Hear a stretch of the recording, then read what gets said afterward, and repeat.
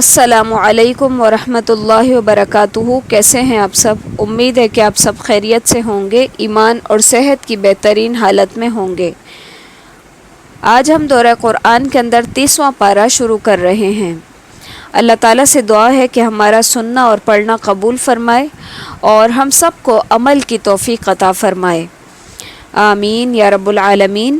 نحمدہ ونصلی علی رسولہ الکریم، اما بعد، اعوذ باللہ من الشیطان الرجیم، بسم اللہ الرحمن الرحیم۔ رب اشرح لی صدری ویسر لی امری واحلل عقدۃ من لسانی یفقہوا قولی۔ رب زدنی علما، رب زدنی علما، رب زدنی علما، آمین یا رب العالمین۔ بسم اللہ الرحمن الرحیم۔ شروع اللہ کے نام سے جو بہت مہربان نہایت رحم والا ہے۔ عم یتساءلون عن النبأ العظیم الذی هم فیہ مختلفون کلا سیعلمون ثم کلا سیعلمون۔ یہ لوگ کس چیز کے بارے میں آپس میں پوچھ گچھ کرتے ہیں؟ اس بڑی خبر کے بارے میں جس میں یہ اختلاف کر رہے ہیں۔ یقیناً یہ ابھی جان لیں گے، پھر بالیقین ان کو بہت جلد معلوم ہو جائے گا۔ یعنی جس بڑی خبر کے متعلق ان کے درمیان اختلاف ہے، اس کے متعلق استفسار ہے۔ اس بڑی خبر سے بعض نے قرآن مجید مراد لیا ہے، کیونکہ کافر اس کے بارے میں مختلف باتیں کرتے تھے۔ کوئی اس کو جادو، کوئی کہانت، کوئی شعر اور کوئی پہلوں کی کہانیاں کہتا تھا، اور بعض کے نزدیک اس سے مراد قیامت کا برپا ہونا اور دوبارہ زندہ ہونا بھی ہے۔ پھر اگلی آیت کے اندر ڈانٹ اور زجر ہے کہ عنقریب تم سب کو معلوم ہو جائے گا کہ یعنی وہ کیا ہے۔ أَلَمْ نَجْعَلِ الْأَرْضَ مِهَادًا وَالْجِبَالَ أَوْتَادًا۔ کیا ہم نے زمین کو فرش نہیں بنایا اور پہاڑوں کو میخیں نہیں بنایا، اور ہم نے تمہیں جوڑا جوڑا پیدا کیا، اور ہم نے تمہاری نیند کو آرام کا سبب بنایا، اور رات کو ہم نے پردہ بنایا ہے، اور دن کو ہم نے وقت روزگار بنایا، اور تمہارے اوپر ہم نے 7 مضبوط آسمان بنائے، اور ایک چمکتا ہوا چراغ پیدا کیا، اور بدلیوں سے ہم نے بکثرت بہتا ہوا پانی برسایا تاکہ ہم اس سے اناج اور سبزہ اگائیں اور گھنے باغ بھی اگائیں۔ بے شک فیصلے کا دن مقرر ہے، جس دن سور میں پھونکا جائے گا، پھر تم فوج در فوج چلے آؤ گے، اور آسمان کھول دیا جائے گا تو اس میں سے دروازے دروازے ہو جائیں گے۔ وَسُيِّرَتِ الْجِبَالُ فَكَانَتْ سَرَابًا۔ اور پہاڑ چلائے جائیں گے پس وہ سیراب ہو جائیں گے۔ سراباً وہ چمکتی ریت جو دور سے پانی محسوس ہوتی ہے۔ پہاڑ بھی سراب کی طرح صرف دور سے نظر آنے والی چیز بن کر رہ جائیں گے، اور اس کے بعد بالکل ہی معدوم ہو جائیں گے، ان کا کوئی نام و نشان باقی نہیں رہے گا۔ بعض کہتے ہیں کہ قرآن میں پہاڑوں کی مختلف حالتیں بیان کی گئی ہیں، جن میں جمع اور تطبیق کی صورت یہ ہے کہ فَدُكَّتَا دَكَّةً وَاحِدَةً، یعنی ان کو ریزہ ریزہ کر دیا جائے گا۔ ایک جگہ فرمایا کہ کَالْعِهْنِ الْمَنْفُوشِ، وہ دھنی ہوئی روئی کی طرح ہو جائیں گے۔ ایک جگہ یہاں پہ یہ بھی فرمایا کہ فَكَانَتْ هَبَاءً مُنبَثًّا، وہ گرد و غبار ہو جائیں گے۔ اسی طرح فرمایا کہ يَنْسِفُهَا رَبِّي نَسْفًا، کہ میرا رب ان کو اڑا کر بکھیر دے گا۔ اور 5ویں حالت یہ ہے کہ وہ سراب ہو جائیں گے، یعنی کہ لا شیء، یعنی کہ کچھ بھی نہیں ہوگا، جیسے کہ دور سے ایسا لگتا ہے کہ پانی ہے، لیکن قریب جانے پہ وہ صرف سراب ہوتا ہے، صرف دھوکہ ہوتا ہے۔ تو اسی طرح پہاڑ بھی سراب کی طرح صرف دور سے نظر آنے والی چیز بن کے رہ جائیں گے۔ ان جہنم کانت مرصادا، بے شک دوزخ گھات کی جگہ ہے، سرکشوں کا ٹھکانہ وہی ہے، اس میں وہ مدتوں پڑے رہیں گے، نہ کبھی اس میں ٹھنڈک کا مزہ چکھیں گے اور نہ پانی کا سوائے گرم پانی اور بہتی پیپ کے۔ ان کو پورا پورا بدلہ ملے گا، یقیناً انہیں تو حساب کی توقع ہی نہ تھی، اور بے باکی سے ہماری آیتوں کی تکذیب کیا کرتے تھے۔ ہم نے ہر ایک چیز کو لکھ کر شمار کر رکھا ہے، اب تم اپنے کیے کا مزہ چکھو، ہم تمہارا عذاب ہی بڑھاتے رہیں گے۔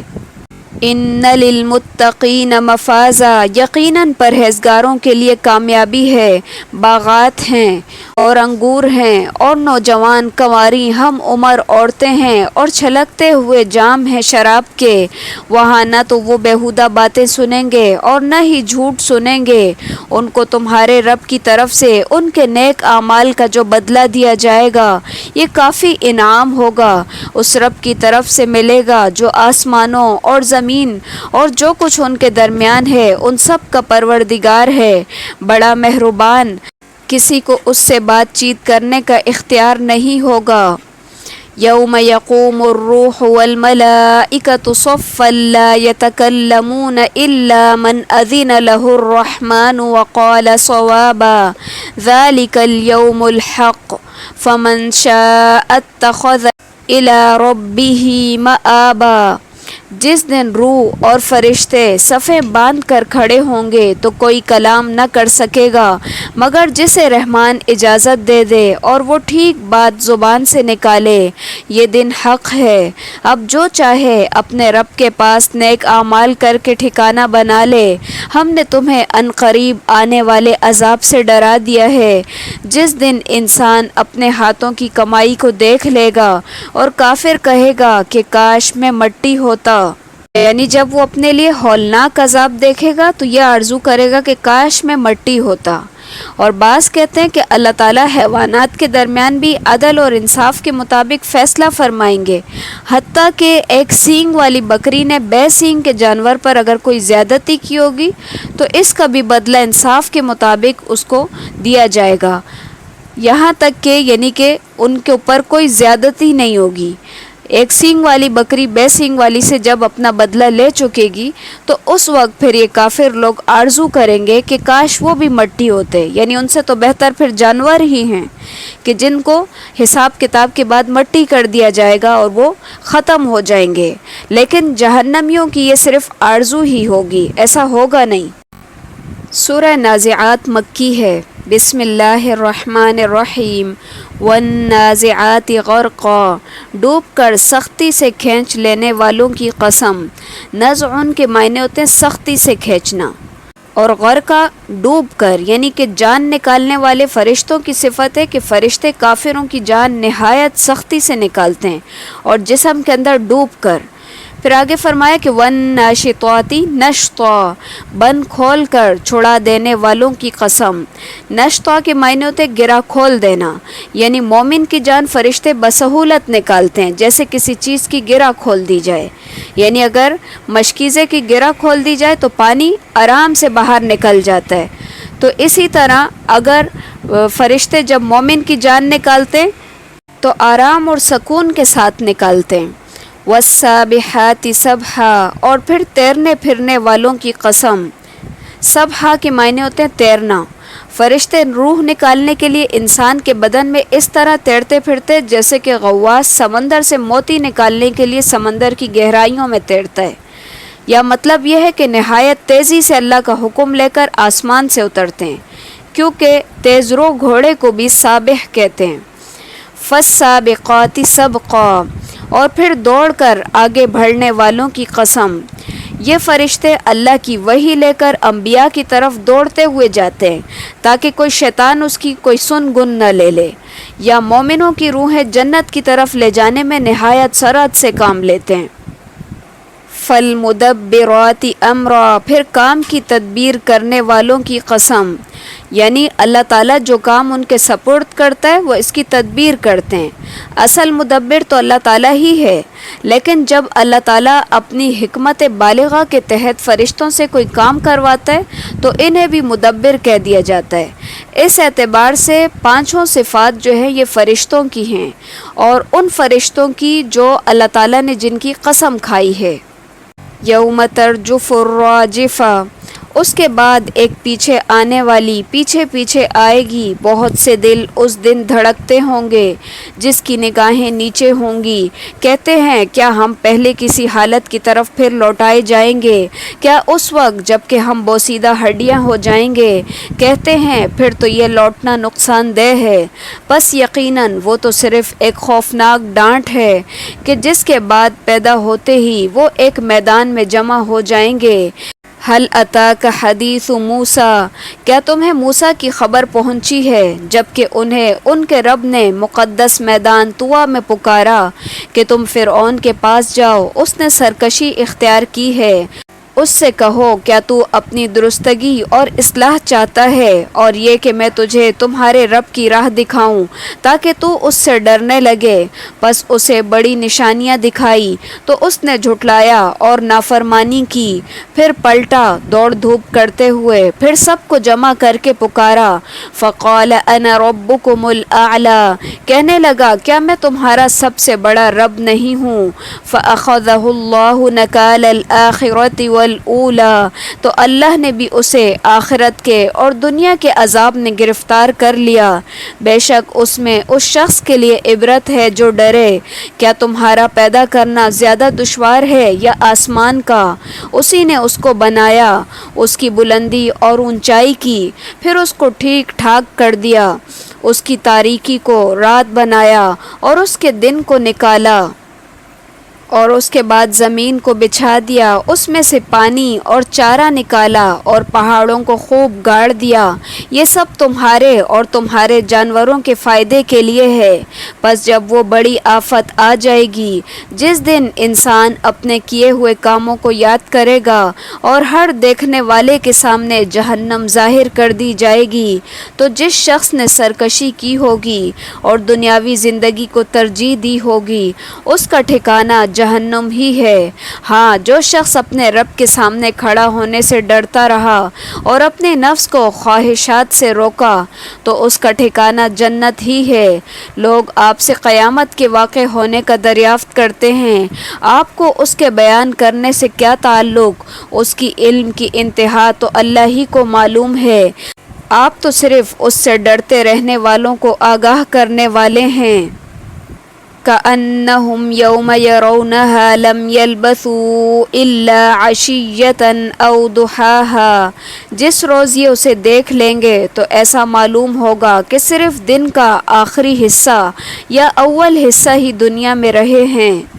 عشیتاً ظہر سے لے کر غروب شمس تک، اور ضحیٰ طلوع شمس سے نصف النہار تک کے لیے بولا جاتا ہے، یعنی جب کافر جہنم کا عذاب دیکھیں گے تو دنیا کی عیش و عشرت اور اس کے مزے سب بھول جائیں گے، اور ان کو ایسا محسوس ہوگا کہ وہ دنیا میں پورا ایک دن بھی نہیں رہے بلکہ دن کا پہلا حصہ یا دن کا آخری حصہ ہی دنیا کے اندر گزار کر آئے ہیں، یعنی دنیا کی زندگی اس وقت ان کو بہت ہی قلیل معلوم ہوگی۔ سورہ عبس مکی ہے۔ اس کے شان نزول کے بارے میں تمام مفسرین کا اتفاق ہے کہ عبداللہ بن مکتوم رضی اللہ تعالی عنہ کے بارے میں نازل ہوئی ہے۔ ایک مرتبہ نبی صلی اللہ علیہ وسلم کی خدمت میں اشراف قریش بیٹھے گفتگو کر رہے تھے کہ اچانک ابن مکتوم رضی اللہ تعالی عنہ جو کہ نابینا تھے تشریف لے آئے اور آ کر نبی صلی اللہ علیہ وسلم سے دین کی باتیں پوچھنے لگے۔ نبی صلی اللہ علیہ وسلم نے اس پر کچھ ناگواری محسوس کی اور کچھ بے توجیہی برتی، چنانچہ تنبیہ کے طور پر ان آیات کا نزول ہوا۔ بسم اللہ الرحمن الرحیم، عبس وتولی ان جاءہ الاعمی وما یدریک لعلہ یزکی او یذکر فتنفعہ الذکری، اس نے تیوری چڑھائی اور منہ موڑ لیا صرف اس لیے کہ اس کے پاس ایک نابینا آیا، تجھے کیا خبر شاید وہ سنور جائے یا نصیحت سنتا اور اس سے نصیحت کچھ فائدہ دیتی۔ ابن مکتوم رضی اللہ تعالی عنہ کی آمد سے نبی صلی اللہ علیہ وسلم کے چہرے کے اوپر جو ناگواری کے اثرات ظاہر ہوئے تھے اس کو عبسہ سے اور بے توجیہی کو تولا سے تعبیر فرمایا۔ پھر فرمایا یعنی وہ جو نابینا ہے وہ تجھ سے دینی رہنمائی حاصل کر کے عمل صالح کرتا جس سے اس کا اخلاق اور کردار سنور جاتا، اس کے باطن کی اصلاح ہو جاتی اور تمہاری نصیحت سننے سے اس کو فائدہ پہنچتا۔ اما من استغنا، جو بے پرواہی کرتا ہے اس کی طرف تو آپ پوری توجہ کرتے ہیں، حالانکہ اس کے نہ سنورنے سے آپ پر کوئی الزام نہیں، اور جو شخص تمہارے پاس دوڑتا ہوا آتا ہے اور وہ ڈر بھی رہا ہے تو اس سے آپ بے رخی برتتے ہیں، یہ ٹھیک نہیں۔ یہاں نبی صلی اللہ علیہ وسلم سے کہا جا رہا ہے کہ آپ کا کام تو صرف تبلیغ ہے، اس لیے اس قسم کے کفار کے پیچھے پڑنے کی ضرورت ہی نہیں ہے جو کہ معرضین ہوں، یعنی جو اعراض برتنے والے ہوں، اور آپ اس شخص کو ڈرائیں، اس کی طرف زیادہ توجہ کریں جو اللہ تعالیٰ کا خوف رکھتا ہے اور آخرت کے دن سے بھی ڈرتا ہے، یعنی ایسے لوگوں کی تو قدر افزائی کی ضرورت ہے، نہ کہ ان سے بے رخی برتنے کی۔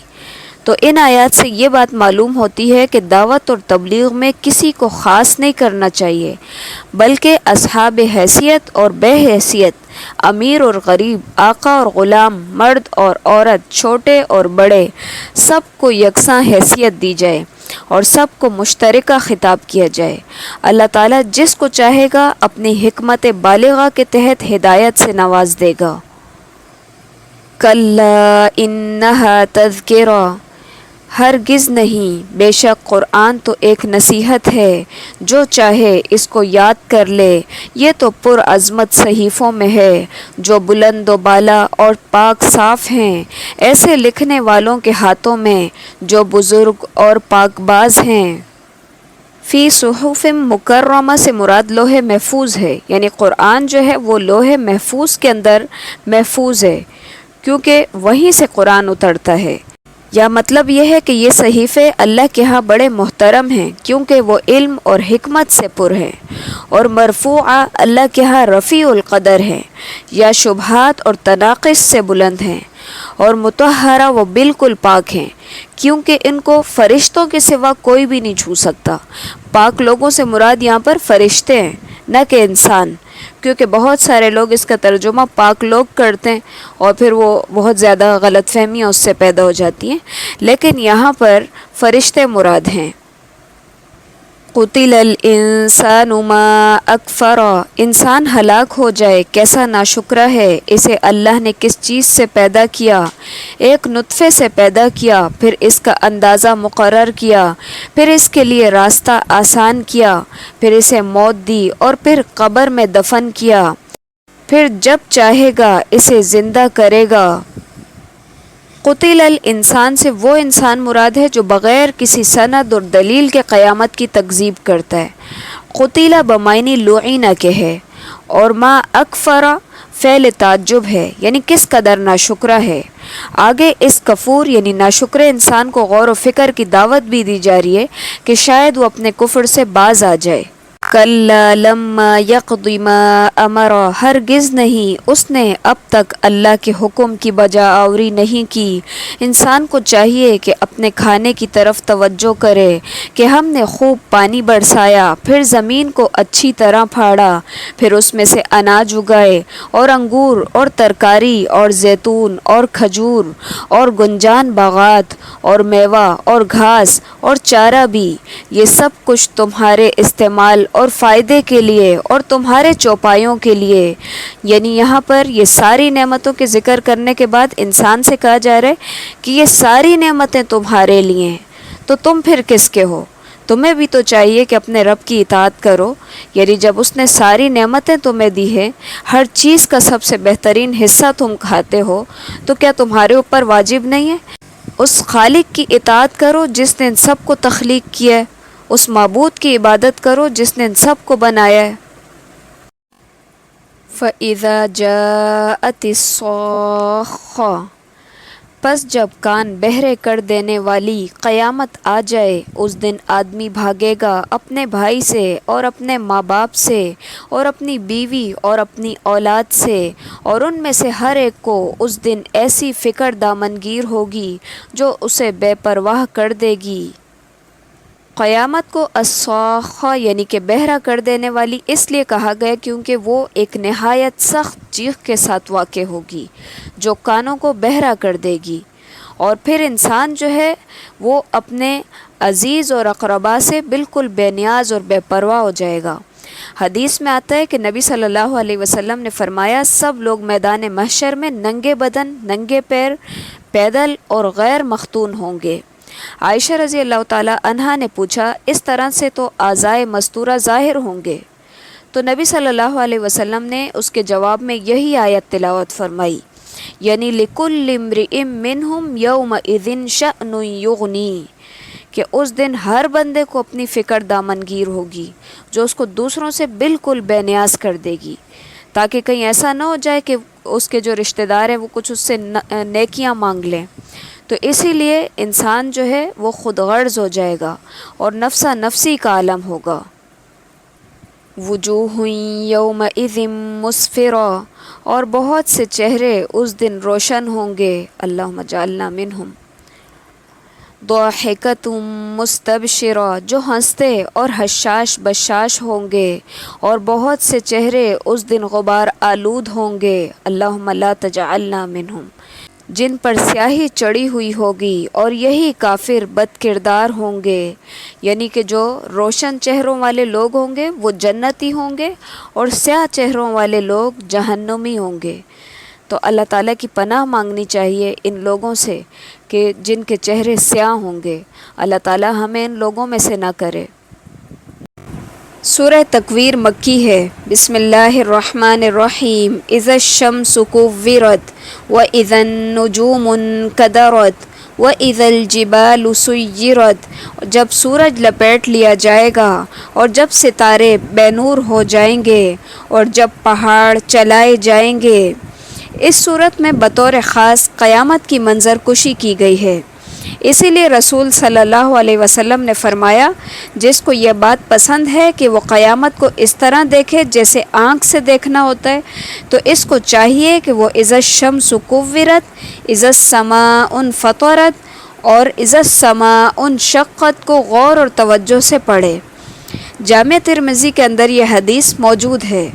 پھر یہاں پہ یہ کہا گیا کہ سورج کو اس دن لپیٹ لیا جائے گا، یعنی جس طرح سر پر عمامہ لپیٹا جاتا ہے اسی طرح سورج کے وجود کو لپیٹ کر پھینک دیا جائے گا، جس سے اس کی روشنی از خود ختم ہو جائے گی۔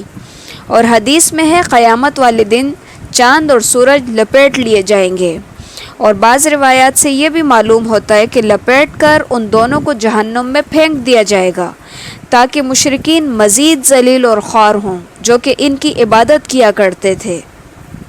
وَإِذَا الْعِشَارُ عُطِّلَتْ، اور جب 10 ماہ کی حاملہ اونٹنیاں بیکار چھوڑ دی جائیں گی، اور جب وحشی جانور اکٹھے کیے جائیں گے، اور جب سمندر بھڑکائے جائیں گے، اور جب جانیں جسموں سے ملا دی جائیں گی۔ العشار کا لفظ عشراء کی جمع ہے، حمل والیاں یعنی کہ گھابن اونٹنیاں۔ گھابن اونٹنیاں جب ان کا حمل 10 مہینوں کا ہو جاتا تھا تو عربوں میں یہ بہت ہی نفیس اور قیمتی سمجھی جاتی تھی۔ جب قیامت برپا ہوگی تو ایسا ہولناک منظر ہوگا کہ اگر کسی کے پاس اس قسم کی قیمتی اونٹنیاں بھی ہوں گی تو وہ ان کی بھی پرواہ نہیں کرے گا، بلکہ ان کو بھی وہ آزاد چھوڑ دے گا۔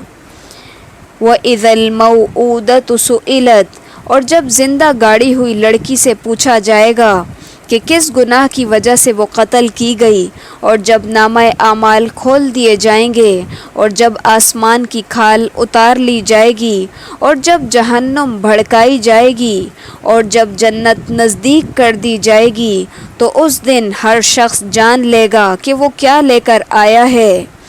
اب یہاں پر غور کریں کہ بطور خاص یہ بات کہ وَإِذَا الْمَوْءُودَةُ سُئِلَتْ، کہ زندہ گاڑی ہوئی لڑکی سے پوچھا جائے گا۔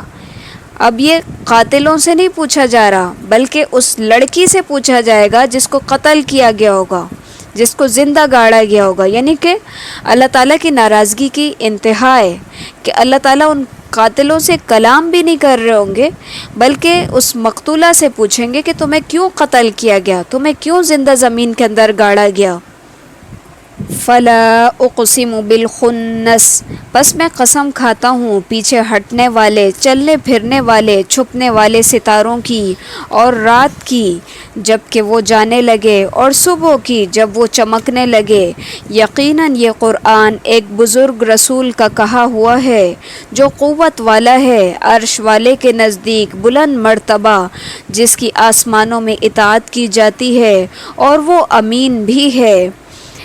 یہاں پر رسول کریم سے مراد جبرائیل علیہ السلام ہیں، اور پھر جو کام ان کے سپرد کیا جاتا ہے اس کو وہ پوری قوت کے ساتھ کرتے ہیں، اور فرشتوں کے درمیان ان کا کہا مانا جاتا ہے، یعنی ان کی اطاعت کی جاتی ہے۔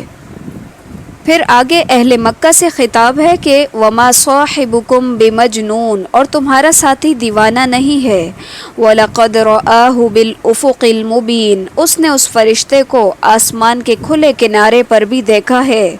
جیسا کہ ہم نے پہلے بھی پڑھا ہے کہ رسول صلی اللہ علیہ وسلم نے 2 مرتبہ جبرائیل علیہ السلام کو ان کی اصلی حالت میں بھی دیکھا تھا، جس میں سے ایک کا یہاں پر ذکر ہے۔ یہ ابتدائے نبوت کا واقعہ ہے۔ اس وقت جبرائیل علیہ السلام کے 600 پر تھے جو انہوں نے آسمان کے کناروں پر پھیلا رکھے تھے، اور اس سے آسمان کے کنارے بھر گئے تھے۔ یہ دوسری مرتبہ معراج کے موقع پر دیکھا، جیسا کہ سورہ نجم میں اس کی تفصیل گزر چکی ہے۔ وَمَا هُوَ عَلَى الْغَيْبِ بِضَنِينٍ، اور یہ غیب کی باتوں کو بتانے میں بخیل بھی نہیں ہے۔ وَمَا هُوَ بِقَوْلِ شَيْطَانِ الرَّجِيمِ، اور یہ قرآن شیطان مردود کا کلام نہیں۔ پھر تم کہاں جا رہے ہو؟ یہ تو تمام جہان والوں کے لیے نصیحت ہے، بالخصوص اس کے لیے جو تم میں سے سیدھی راہ پر چلنا چاہے، اور تم کچھ بھی نہیں چاہ سکتے مگر وہی جو رب العالمین چاہے۔ سورہ انفطار مکی ہے۔ بسم اللہ الرحمن الرحیم۔ اذا السماء انفطرت واذا الکواکب انتثرت واذا البحار فجرت، جب آسمان پھٹ جائے گا اور جب ستارے جھڑ جائیں گے، اور جب سمندر بہہ نکلیں گے، اور جب قبریں اکھاڑ دی جائیں گی، اس وقت ہر شخص اپنے آگے بھیجے ہوئے اور پیچھے چھوڑے ہوئے اعمال معلوم کر لے گا۔ اے انسان، تجھے اپنے رب کریم سے کس چیز نے بہکایا؟ جس رب نے تجھے پیدا کیا، پھر ٹھیک ٹھاک کیا، پھر درست اور برابر بنایا، جس صورت میں چاہا تجھے جوڑ دیا۔ ہرگز نہیں، بلکہ تم تو جزا سزا کے دن کو جھٹلاتے ہو، حالانکہ تم پر نگہبان مقرر ہیں، باعزت لکھنے والے۔ جو کچھ تم کرتے ہو وہ جانتے ہیں۔ یقیناً نیک لوگ جنت کے عیش و آرام اور نعمتوں میں ہوں گے، اور یقیناً بدکار لوگ دوزخ میں ہوں گے، جزا کے دن اس میں داخل ہوں گے، وہ اس سے کبھی غائب نہیں ہونے پائیں گے۔ تجھے کچھ خبر بھی ہے کہ بدلے کا دن کیا ہے؟ ثم ما ادراک ما یوم الدین، میں پھر کہتا ہوں تجھے کیا معلوم کہ جزا سزا کا دن کیا ہے، جس دن کوئی شخص کسی شخص کے لیے کسی چیز کا مختار نہ ہوگا، اور تمام تر احکام اس روز اللہ ہی کے لیے ہوں گے۔ سورہ مطففین مکی ہے، لیکن اس کے مکی ہونے میں اختلاف ہے۔ بعض اسے مکی اور بعض اس کو مدنی قرار دیتے ہیں۔ بعض کے نزدیک مکے اور مدینہ کے درمیان نازل ہوئی ہے۔ اس کی شان نزول میں یہ روایت ہے کہ جب نبی صلی اللہ علیہ وسلم مدینہ تشریف لائے تو اہل مدینہ ناپ تول کے لحاظ سے گھٹیا ترین لوگ تھے، چنانچہ اللہ تعالیٰ نے یہ صورت نازل فرمائی، جس کے بعد انہوں نے اپنی ناپ تول صحیح کر لی۔ بسم اللہ الرحمن الرحیم۔ ویل للمطففین الذین اذا اکتالوا علی الناس یستوفون واذا کالوہم او وزنوہم یخسرون، بڑی خرابی ہے ناپ تول میں کمی کرنے والوں کی کہ جب لوگوں سے ناپ کر لیتے ہیں تو پورا پورا لیتے ہیں، اور جب انہیں ناپ کر یا تول کر دیتے ہیں تو کم کر کے دیتے ہیں، یعنی کہ لینے اور دینے کے الگ الگ پیمانے رکھنا، اور اس طرح ڈنڈی مار کر ناپ تول میں کمی کرنا بہت بڑی اخلاقی بیماری ہے، جس کا نتیجہ دنیا اور آخرت میں تباہی ہے۔ ایک حدیث میں ہے جو قوم ناپ تول میں کمی کرتی ہے تو اس پر قحط سالی، سخت محنت اور حکمرانوں کا ظلم مسلط کر دیا جاتا ہے۔ الا یظن اولئک انہم مبعوثون، کیا انہیں اپنے مرنے کے بعد جی اٹھنے کا خیال ہے اس عظیم دن کے لیے جس دن سب لوگ رب العالمین کے سامنے کھڑے ہوں گے؟ یعنی یہ ڈنڈی مارنے والے اس بات سے نہیں ڈرتے کہ ایک بہت بڑے ہولناک دن میں جو ہے یہ سب اللہ تعالیٰ کے سامنے کھڑے ہوں گے، جو تمام پوشیدہ باتوں کو جانتا ہے۔ مطلب یہ ہے کہ یہ کام وہی لوگ کرتے ہیں جن کے دلوں میں اللہ تعالیٰ کا خوف اور قیامت کا ڈر نہیں ہوتا۔ احادیث میں آتا ہے کہ جس وقت رب العالمین کے لیے کھڑے ہوں گے تو پسینہ انسانوں کے آدھے آدھے کانوں تک پہنچ جائے گا۔ صحیح بخاری کی روایت ہے۔ ایک اور روایت میں ہے کہ قیامت والے دن سورج مخلوق کے اتنا قریب ہوگا کہ 1 میل کی مقدار کے قریب فاصلہ ہوگا۔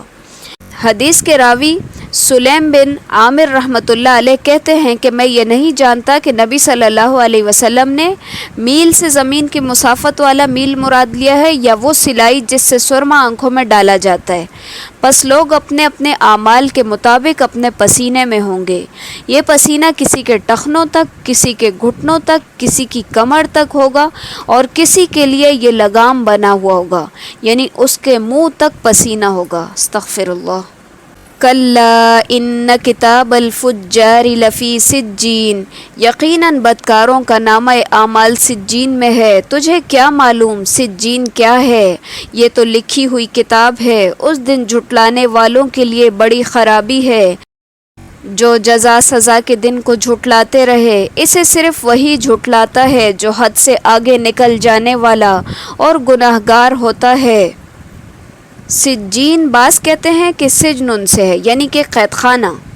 مطلب یہ ہے کہ قید خانے کی طرح ایک نہایت تنگ مقام ہے، اور بعض کہتے ہیں کہ یہ زمین کے سب سے نچلے حصے میں ایک جگہ ہے جہاں کافروں، ظالموں اور مشرکوں کی روحیں اور ان کے اعمال نامے جمع اور محفوظ کیے جاتے ہیں، اسی لیے آگے اسے لکھی ہوئی کتاب قرار دیا ہے۔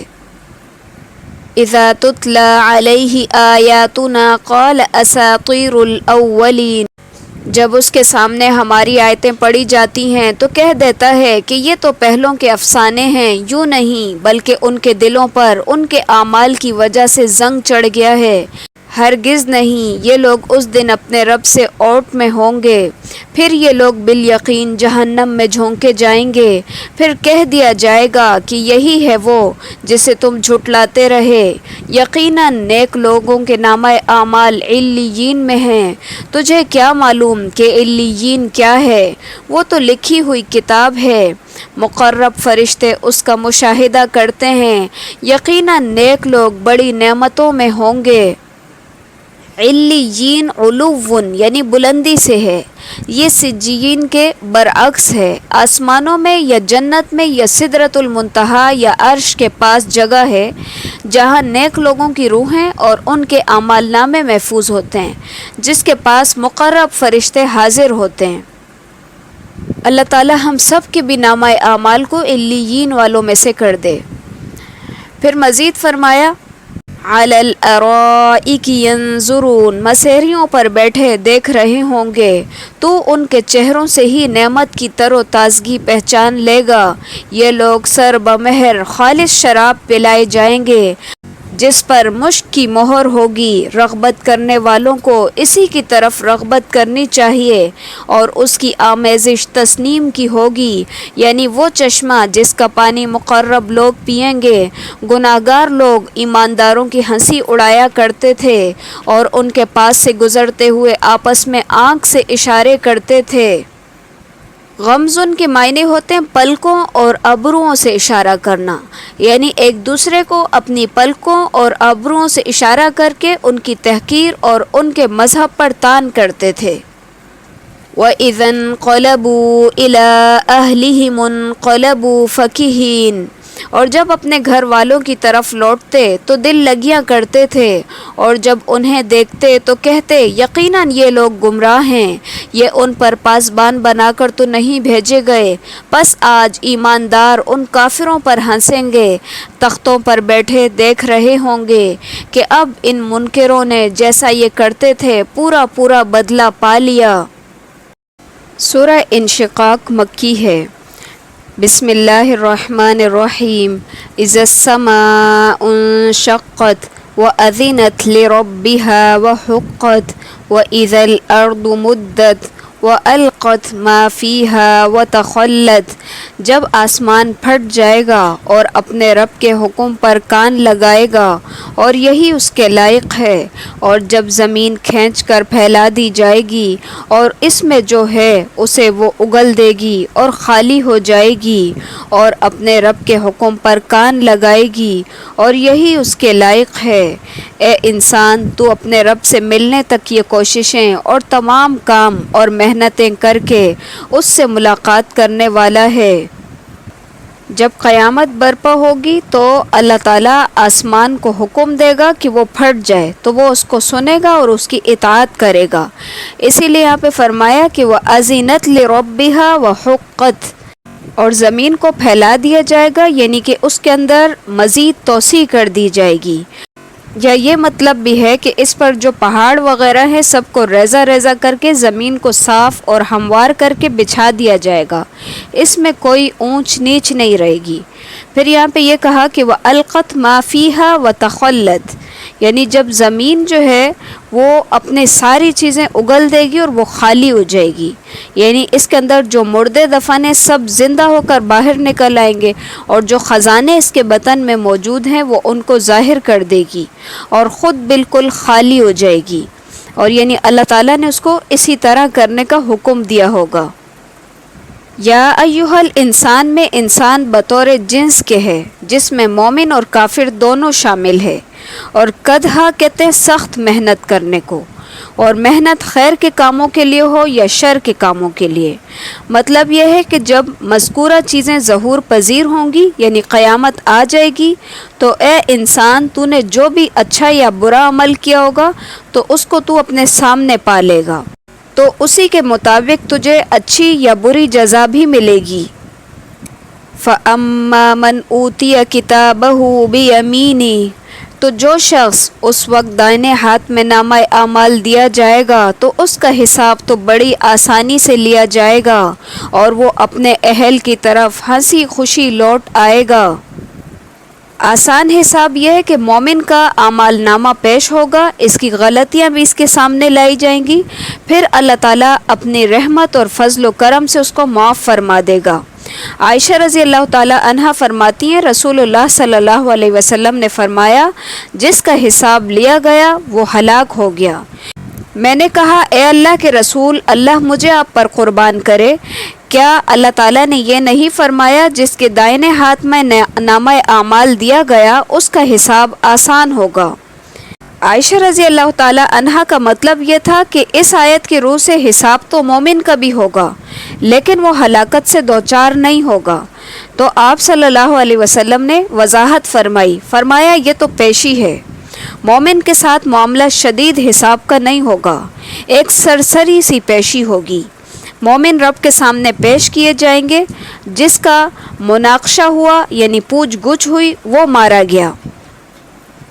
وَأَمَّا مَنْ أُوتِيَ كِتَابَهُ وَرَاءَ ظَهْرِهِ فَسَوْفَ يَدْعُو ثُبُورًا وَيَصْلَى سَعِيرًا إِنَّهُ كَانَ فِي أَهْلِهِ مَسْرُورًا۔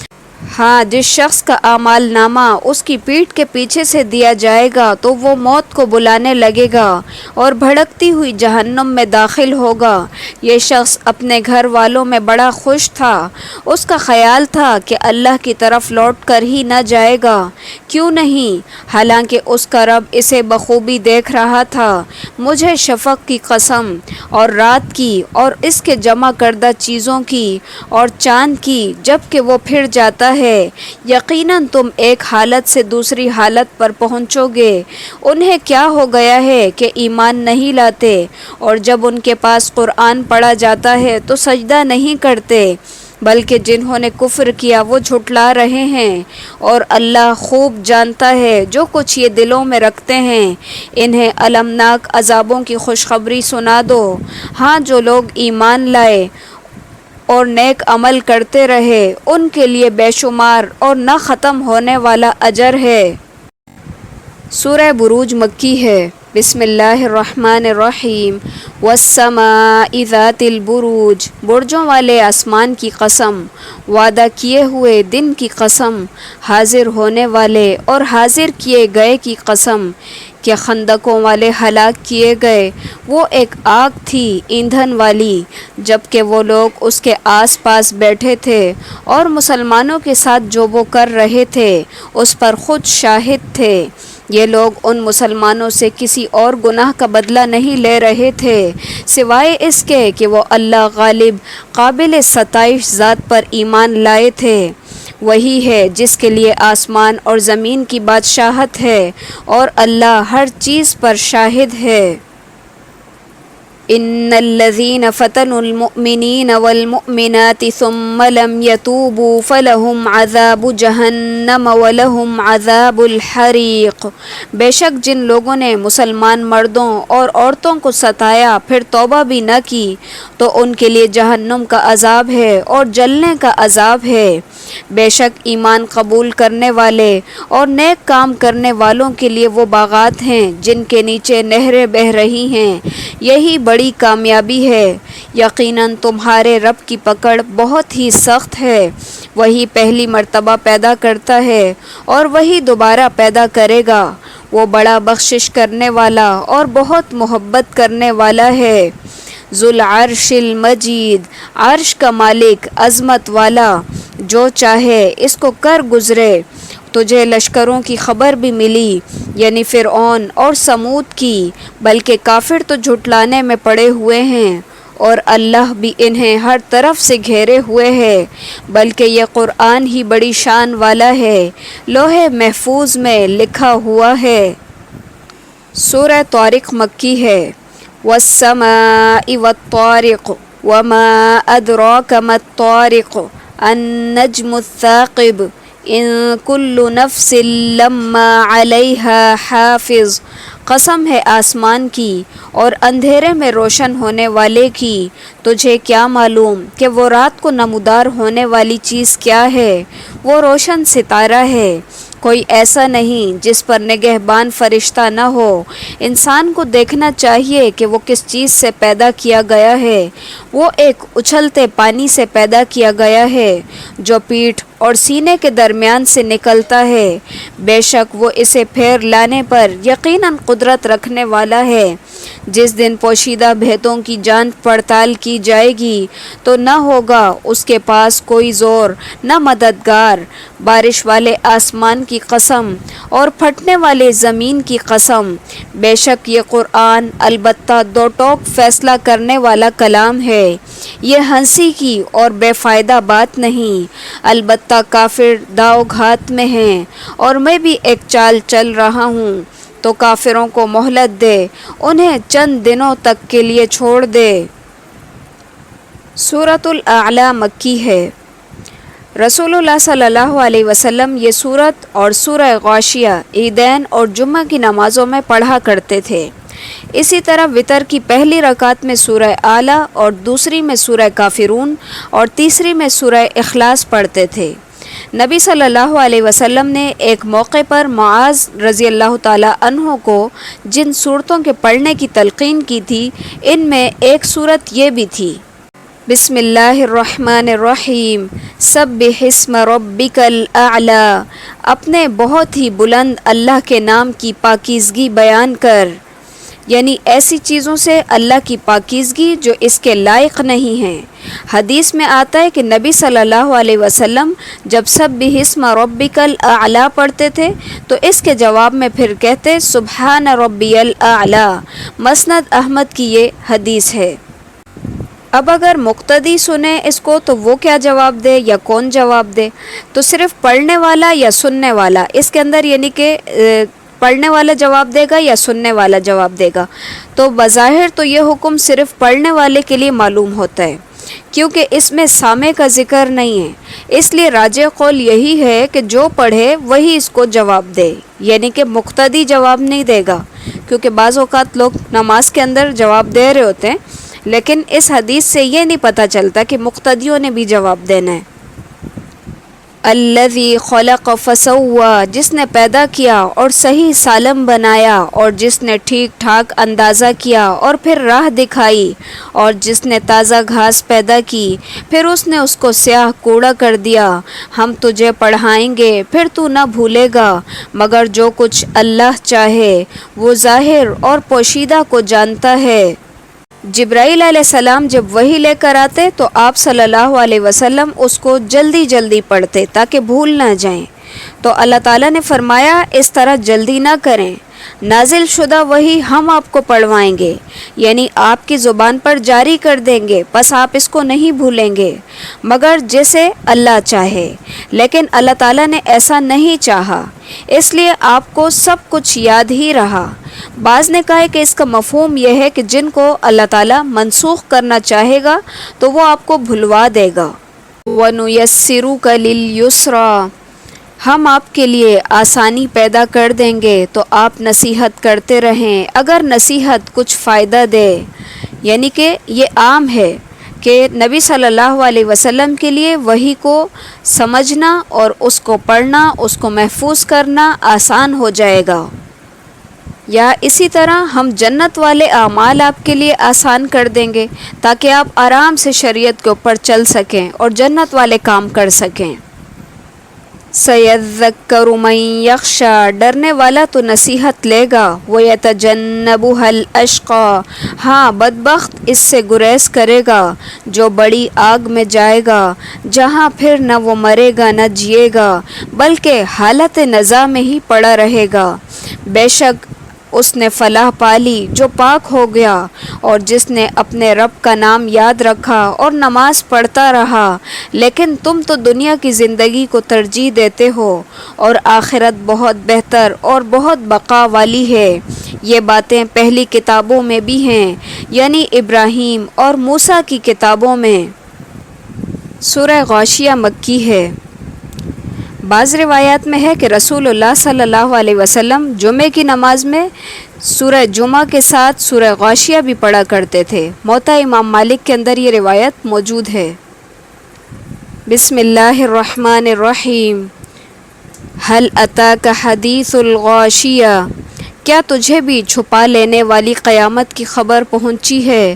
اس دن بہت سے چہرے ذلیل ہوں گے، محنت کرنے والے تھکے ہوئے ہوں گے، وہ دہکتی ہوئی آگ میں جائیں گے اور انہیں نہایت گرم چشمے کا پانی پلایا جائے گا، ان کے لیے سوائے کانٹے دار درختوں کے اور کچھ کھانا نہ ہوگا جو نہ موٹا کرے گا نہ ہی بھوک مٹائے گا۔ بہت سے چہرے اس دن تر و تازہ اور آسودہ حال ہوں گے، اپنی کوششوں پر خوش ہوں گے، بلند و بالا جنتوں میں ہوں گے جہاں کوئی بیہودہ بات نہیں سنیں گے، جہاں بہتا ہوا چشمہ ہوگا اور اس میں اونچے اونچے تخت ہوں گے اور آب خورے رکھے ہوئے ہوں گے اور ایک قطار میں لگے ہوئے تکیے ہوں گے اور مخملی مسندیں پھیلی ہوئی ہوں گی۔ کیا یہ اونٹوں کو نہیں دیکھتے کہ وہ کس طرح عجیب پیدا کیے گئے ہیں؟ ناصبتن کے معنی ہے تھک کر چور ہو جانے والے، یعنی ان کو اتنا پرمشقت عذاب ہوگا کہ اس سے ان کا سخت برا حال ہو جائے گا۔ اس کا ایک دوسرا مفہوم یہ ہے کہ دنیا میں عمل کر کر کے تھکے ہوئے ہوں گے، یعنی بہت عمل کرتے رہے ہوں گے، لیکن وہ عمل باطل مذہب کے مطابق یا بدعات پر مبنی ہوں گے، اسی لیے عبادات اور اعمال شاقہ کے باوجود جہنم میں جائیں گے۔ چنانچہ اسی مفہوم کی روح سے ابن عباس رضی اللہ تعالی عنہ نے عاملۃ ناصبہ سے نصارہ مراد لیے ہیں، یعنی کہ دنیا کے اندر خوب عمل کیے لیکن یا تو وہ سنت کے مطابق نہیں تھے یا وہ ایمان کے ساتھ نہیں تھے، یا ایمان اور سنت تو تھی لیکن اخلاص نہیں تھا اس کے اندر، یعنی اخلاص سے خالی تھے، ریاکاری پر مبنی تھے، تو وہ اعمال وہاں پر برباد ہو گئے۔ اب وہاں پر عمل کر کر کے وہ تھکے ہوئے ہیں لیکن عمل نہیں ہے ان کے پاس۔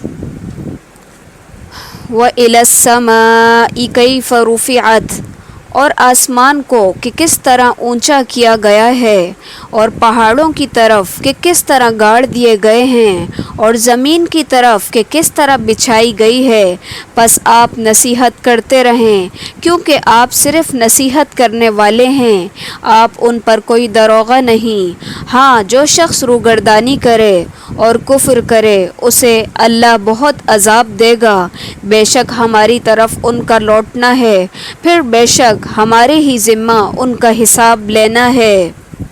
مشہور ہے کہ ثم ان علینا حسابہم کے جواب میں اللہم حاسبنی حسابا یسیرا پڑھنی چاہیے، لیکن یہ سنت سے ثابت نہیں ہے۔ سورہ فجر مکی ہے۔ بسم اللہ الرحمن الرحیم والفجر، قسم ہے فجر کی، اس سے مراد ہر دن کی جو فجر ہے وہ ہے، کوئی خاص فجر مراد نہیں ہے۔ ولیال عشر، اور 10 راتوں کی، اکثر مفسرین کے نزدیک ان 10 راتوں سے مراد عشرہ ذی الحجہ کی ابتدائی 10 راتیں ہیں، کیونکہ احادیث میں ان کی بہت زیادہ فضیلت بیان کی گئی ہے۔ پھر فرمایا کہ والشفع والوتر، اور جفت اور طاق کی، اور رات کی جب کہ وہ چلنے لگے، یقیناً ان میں عقل مندوں کے لیے بھاری قسم ہے۔ الم تر کیف فعل ربک بعاد، کیا آپ نے نہیں دیکھا کہ آپ کے رب نے عادیوں کے ساتھ کیا کیا، ستونوں والے ارم کے ساتھ۔ قوم عاد کی طرف ہود علیہ السلام کو نبی بنا کر بھیجا گیا، پھر اس قوم نے ان کی تکذیب کی، تو بالآخر اللہ تعالیٰ نے سخت ہوا کا عذاب ان کے اوپر نازل کیا، جو کہ متواتر 7 راتیں اور 8 دن ان کے اوپر چلتی رہی اور ان کو تہس نہس کر کے رکھ دیا۔ اور ارم عاد سے عطف بیان یا بدل ہے، یہ قوم عاد کے دادا کا نام ہے، اس کا سلسلہ نسب ہے عاد بن اوس بن ارم بن سام بن نوح۔ اس وضاحت کا مقصد یہ ہے کہ یہ عاد اولیٰ ہے۔ ذات المیعاد، یہاں کہا گیا کہ ذات المیعاد یعنی کہ ستونوں والے، اس سے اشارہ ہے ان کی قوت اور طاقت اور دراز قامتی کی طرف۔ اس کے علاوہ یہ بھی ہے کہ وہ فن تعمیر کے اندر بہت مہارت رکھتے تھے اور نہایت مضبوط بنیادوں پر عظیم الشان عمارتیں تعمیر کرتے تھے۔ ذات العماد میں دونوں ہی مفہوم شامل ہو سکتے ہیں۔ التی لم یخلق مثلها فی البلاد، جس کی مانند کوئی قوم ملکوں میں پیدا نہیں کی گئی، اور سمودیوں کے ساتھ جنہوں نے وادی میں بڑے بڑے پتھر تراشے تھے، اور فرعون کے ساتھ جو میخوں والا تھا، ان سب نے شہروں میں سر اٹھا رکھا تھا اور بہت فساد مچا رکھا تھا، آخر تمہارے رب نے ان سب پر عذاب کا کوڑا برسایا، یقیناً تمہارا رب گھات میں ہے۔ انسان کا یہ حال ہے کہ جب اسے اس کا رب آزماتا ہے اور عزت اور نعمت دیتا ہے تو وہ کہنے لگتا ہے میرے رب نے مجھے عزت دار بنایا، اور جب وہ اس کو آزماتا ہے، اس کی روزی تنگ کر دیتا ہے، تو وہ کہنے لگتا ہے میرے رب نے میری اہانت کی اور ذلیل کیا۔ ایسا ہرگز نہیں، بلکہ بات یہ ہے کہ تم لوگ یتیموں کی عزت نہیں کرتے اور مسکینوں کو کھانا کھلانے کی ایک دوسرے کو ترغیب نہیں دیتے، اور مردوں کی میراث کو سمیٹ سمیٹ کر کھا جاتے ہو، اور مال کو تو جی بھر کر عزیز رکھتے ہو۔ یقیناً جس وقت زمین کوٹ کوٹ کر برابر کر دی جائے گی اور تمہارا رب خود آ جائے گا اور فرشتے صفیں باندھ کر آ جائیں گے، اور جس دن جہنم بھی لائی جائے گی اس دن انسان کی سمجھ میں آئے گا، مگر آج اس کے سمجھنے کا کیا فائدہ۔ کہا جاتا ہے کہ جب فرشتے قیامت والے دن آسمان سے نیچے اتریں گے تو ہر آسمان کے فرشتوں کی الگ صفیں ہوں گی، جس طرح 7 صفیں ہو جائیں گی جو کہ زمین کو گھیر لیں گی۔ اور پھر یہاں پر جہنم کی بات کی جا رہی کہ جہنم کو لایا جائے گا، تو روایات میں آتا ہے کہ 70,000 لگاموں کے ساتھ جہنم جھکڑی ہوئی ہوگی، اور ہر لگام کے ساتھ 70,000 فرشتے ہوں گے جو کہ اس کو کھینچ کر لا رہے ہوں گے، اور اسے عرش کی بائیں جانب لا کر کھڑا کر دیا جائے گا۔ پس اس کو دیکھ کر تمام مقرب فرشتے اور انبیاء گھٹنوں کے بل گر پڑیں گے اور یا رب نفسی نفسی کی پکار کریں گے۔ یہ ہولناک منظر دیکھ کر انسان کی آنکھیں کھلیں گی اور اپنے کفر پر نادم ہوگا، لیکن اس روز کی ندامت اس کو کوئی فائدہ نہیں دے گی۔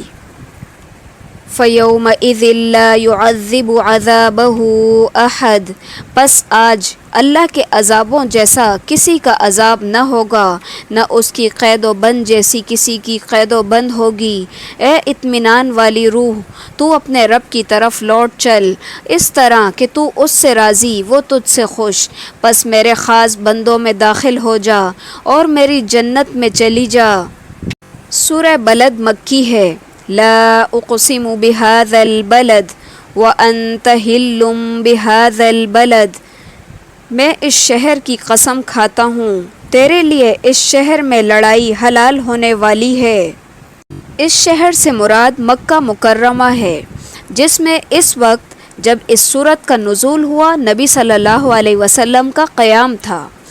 آپ صلی اللہ علیہ وسلم کا مولد بھی یہی شہر تھا، یعنی اللہ تعالیٰ نے آپ کے مولد اور مسکن کی قسم کھائی، جس سے اس کی عظمت کی مزید وضاحت ہوتی ہے۔ اور یہاں پہ یہ کہا گیا کہ آپ کے لیے اس شہر میں لڑائی حلال ہونے والی ہے۔ یہ اشارہ ہے اس وقت کی طرف جب مکہ فتح ہوا۔ اس وقت اللہ تعالیٰ نے نبی صلی اللہ علیہ وسلم کے لیے اس بلد حرم میں قتال کو حلال کر دیا تھا، جبکہ اس میں لڑائی کی اجازت نہیں ہے۔ چنانچہ حدیث میں ہے کہ نبی صلی اللہ علیہ وسلم نے فرمایا، اس شہر کو اللہ نے اس وقت سے حرمت والا بنایا ہے جب سے اس نے آسمان اور زمین پیدا کیے، پس یہ اللہ کی ٹھہرائی ہوئی حرمت ہے، قیامت تک حرام ہے، نہ اس کا درخت کاٹا جائے نہ اس کے کانٹے اکھاڑے جائیں۔ میرے لیے اسے صرف دن کی ایک ساعت کے لیے حلال کیا گیا تھا، اور آج اس کی حرمت پھر اسی طرح لوٹ آئی ہے جیسے کل تھی۔ اگر کوئی یہاں قتال کے لیے دلیل میں میری لڑائی کو پیش کرے تو اس سے کہو اللہ کے رسول کو تو اس کی اجازت اللہ نے دی تھی، جبکہ تمہیں یہ اجازت اس نے نہیں دی۔ صحیح بخاری کے الفاظ ہیں۔ وَوَالِدٍ وَمَا وَلَدَ، اور قسم ہے انسانی باپ اور اولاد کی۔ بعض کے نزدیک اس سے مراد آدم علیہ السلام اور ان کی اولاد ہے، اور بعض کے نزدیک یہ عام ہے، ہر باپ اور اس کی اولاد اس کے اندر شامل ہے۔ لَقَدْ خَلَقْنَا الْإِنسَانَ فِي كَبَدٍ، یقیناً ہم نے انسان کو بڑی مشقت میں پیدا کیا ہے۔ کیا یہ گمان کرتا ہے کہ کسی کے بس میں ہے ہی نہیں؟ کہتا پھرتا ہے کہ میں نے تو بہت سا مال خرچ کر ڈالا۔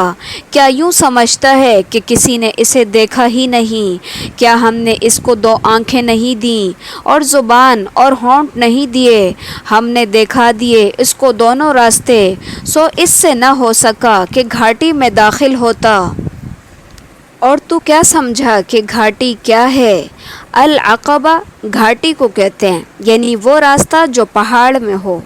یہ عام طور پر نہایت دشوار گزار ہوتا ہے۔ یہ جملہ یہاں استفہام بمعنی انکار کے مفہوم میں ہے، یعنی افلقتحم العقبہ، کیا وہ گھاٹی میں داخل نہیں ہوا؟ مطلب ہے کہ نہیں ہوا۔ یہ ایک مثال ہے اس محنت اور مشقت کی وضاحت کے لیے جو نیکی کے کاموں کے لیے ایک انسان کو شیطان کے وسوسوں اور نفس کی شہوانی تقاضوں کے خلاف کرنی پڑتی ہے۔ جیسے گھاٹی پر چڑھنے کے لیے سخت جد و جہد کی ضرورت ہے، اسی طرح شیطان کو ہرانے کے لیے بھی بہت زیادہ محنت کی ضرورت ہے، اور یہاں پر اسی محنت کو عقبہ کہا گیا ہے۔ اور یہاں پہ پھر کچھ کام بتائے گئے ہیں کہ یہ کام کرنے سے انسان اس گھاٹی کے اوپر چڑھ سکتا ہے۔ وہ کون سے کام ہیں؟ فرمایا فک رقبہ، کسی گردن کو چھڑانا، یعنی کسی غلام کی گردن کو آزاد کرنا، یا بھوک والے دن کھانا کھلانا کسی رشتہ دار یتیم کو یا خاکسار مسکین کو۔ پھر ان لوگوں میں سے ہو جاتا جو ایمان لاتے اور ایک دوسرے کو صبر کی اور رحم کرنے کی وصیت کرتے ہیں، یہ لوگ ہیں دائیں بازو والے، خوش بختی والے۔ اور جن لوگوں نے ہماری آیتوں کے ساتھ کفر کیا وہ بائیں ہاتھ والے ہیں، کم بختی والے ہیں۔ انہی پر آگ ہوگی جو چاروں طرف سے ان کو گھیرے ہوئی ہوگی۔ مسغبتن بمعنی مجاعتن یعنی کہ بھوک ہے. پھر یہاں کہا کہ ذا مقربہ مٹی والا یعنی جو فقر اور غربت کی وجہ سے مٹی پر پڑا ہوا ہو یعنی زمین پر پڑا ہوا ہو, اس کا کوئی گھر بار بھی نہ ہو.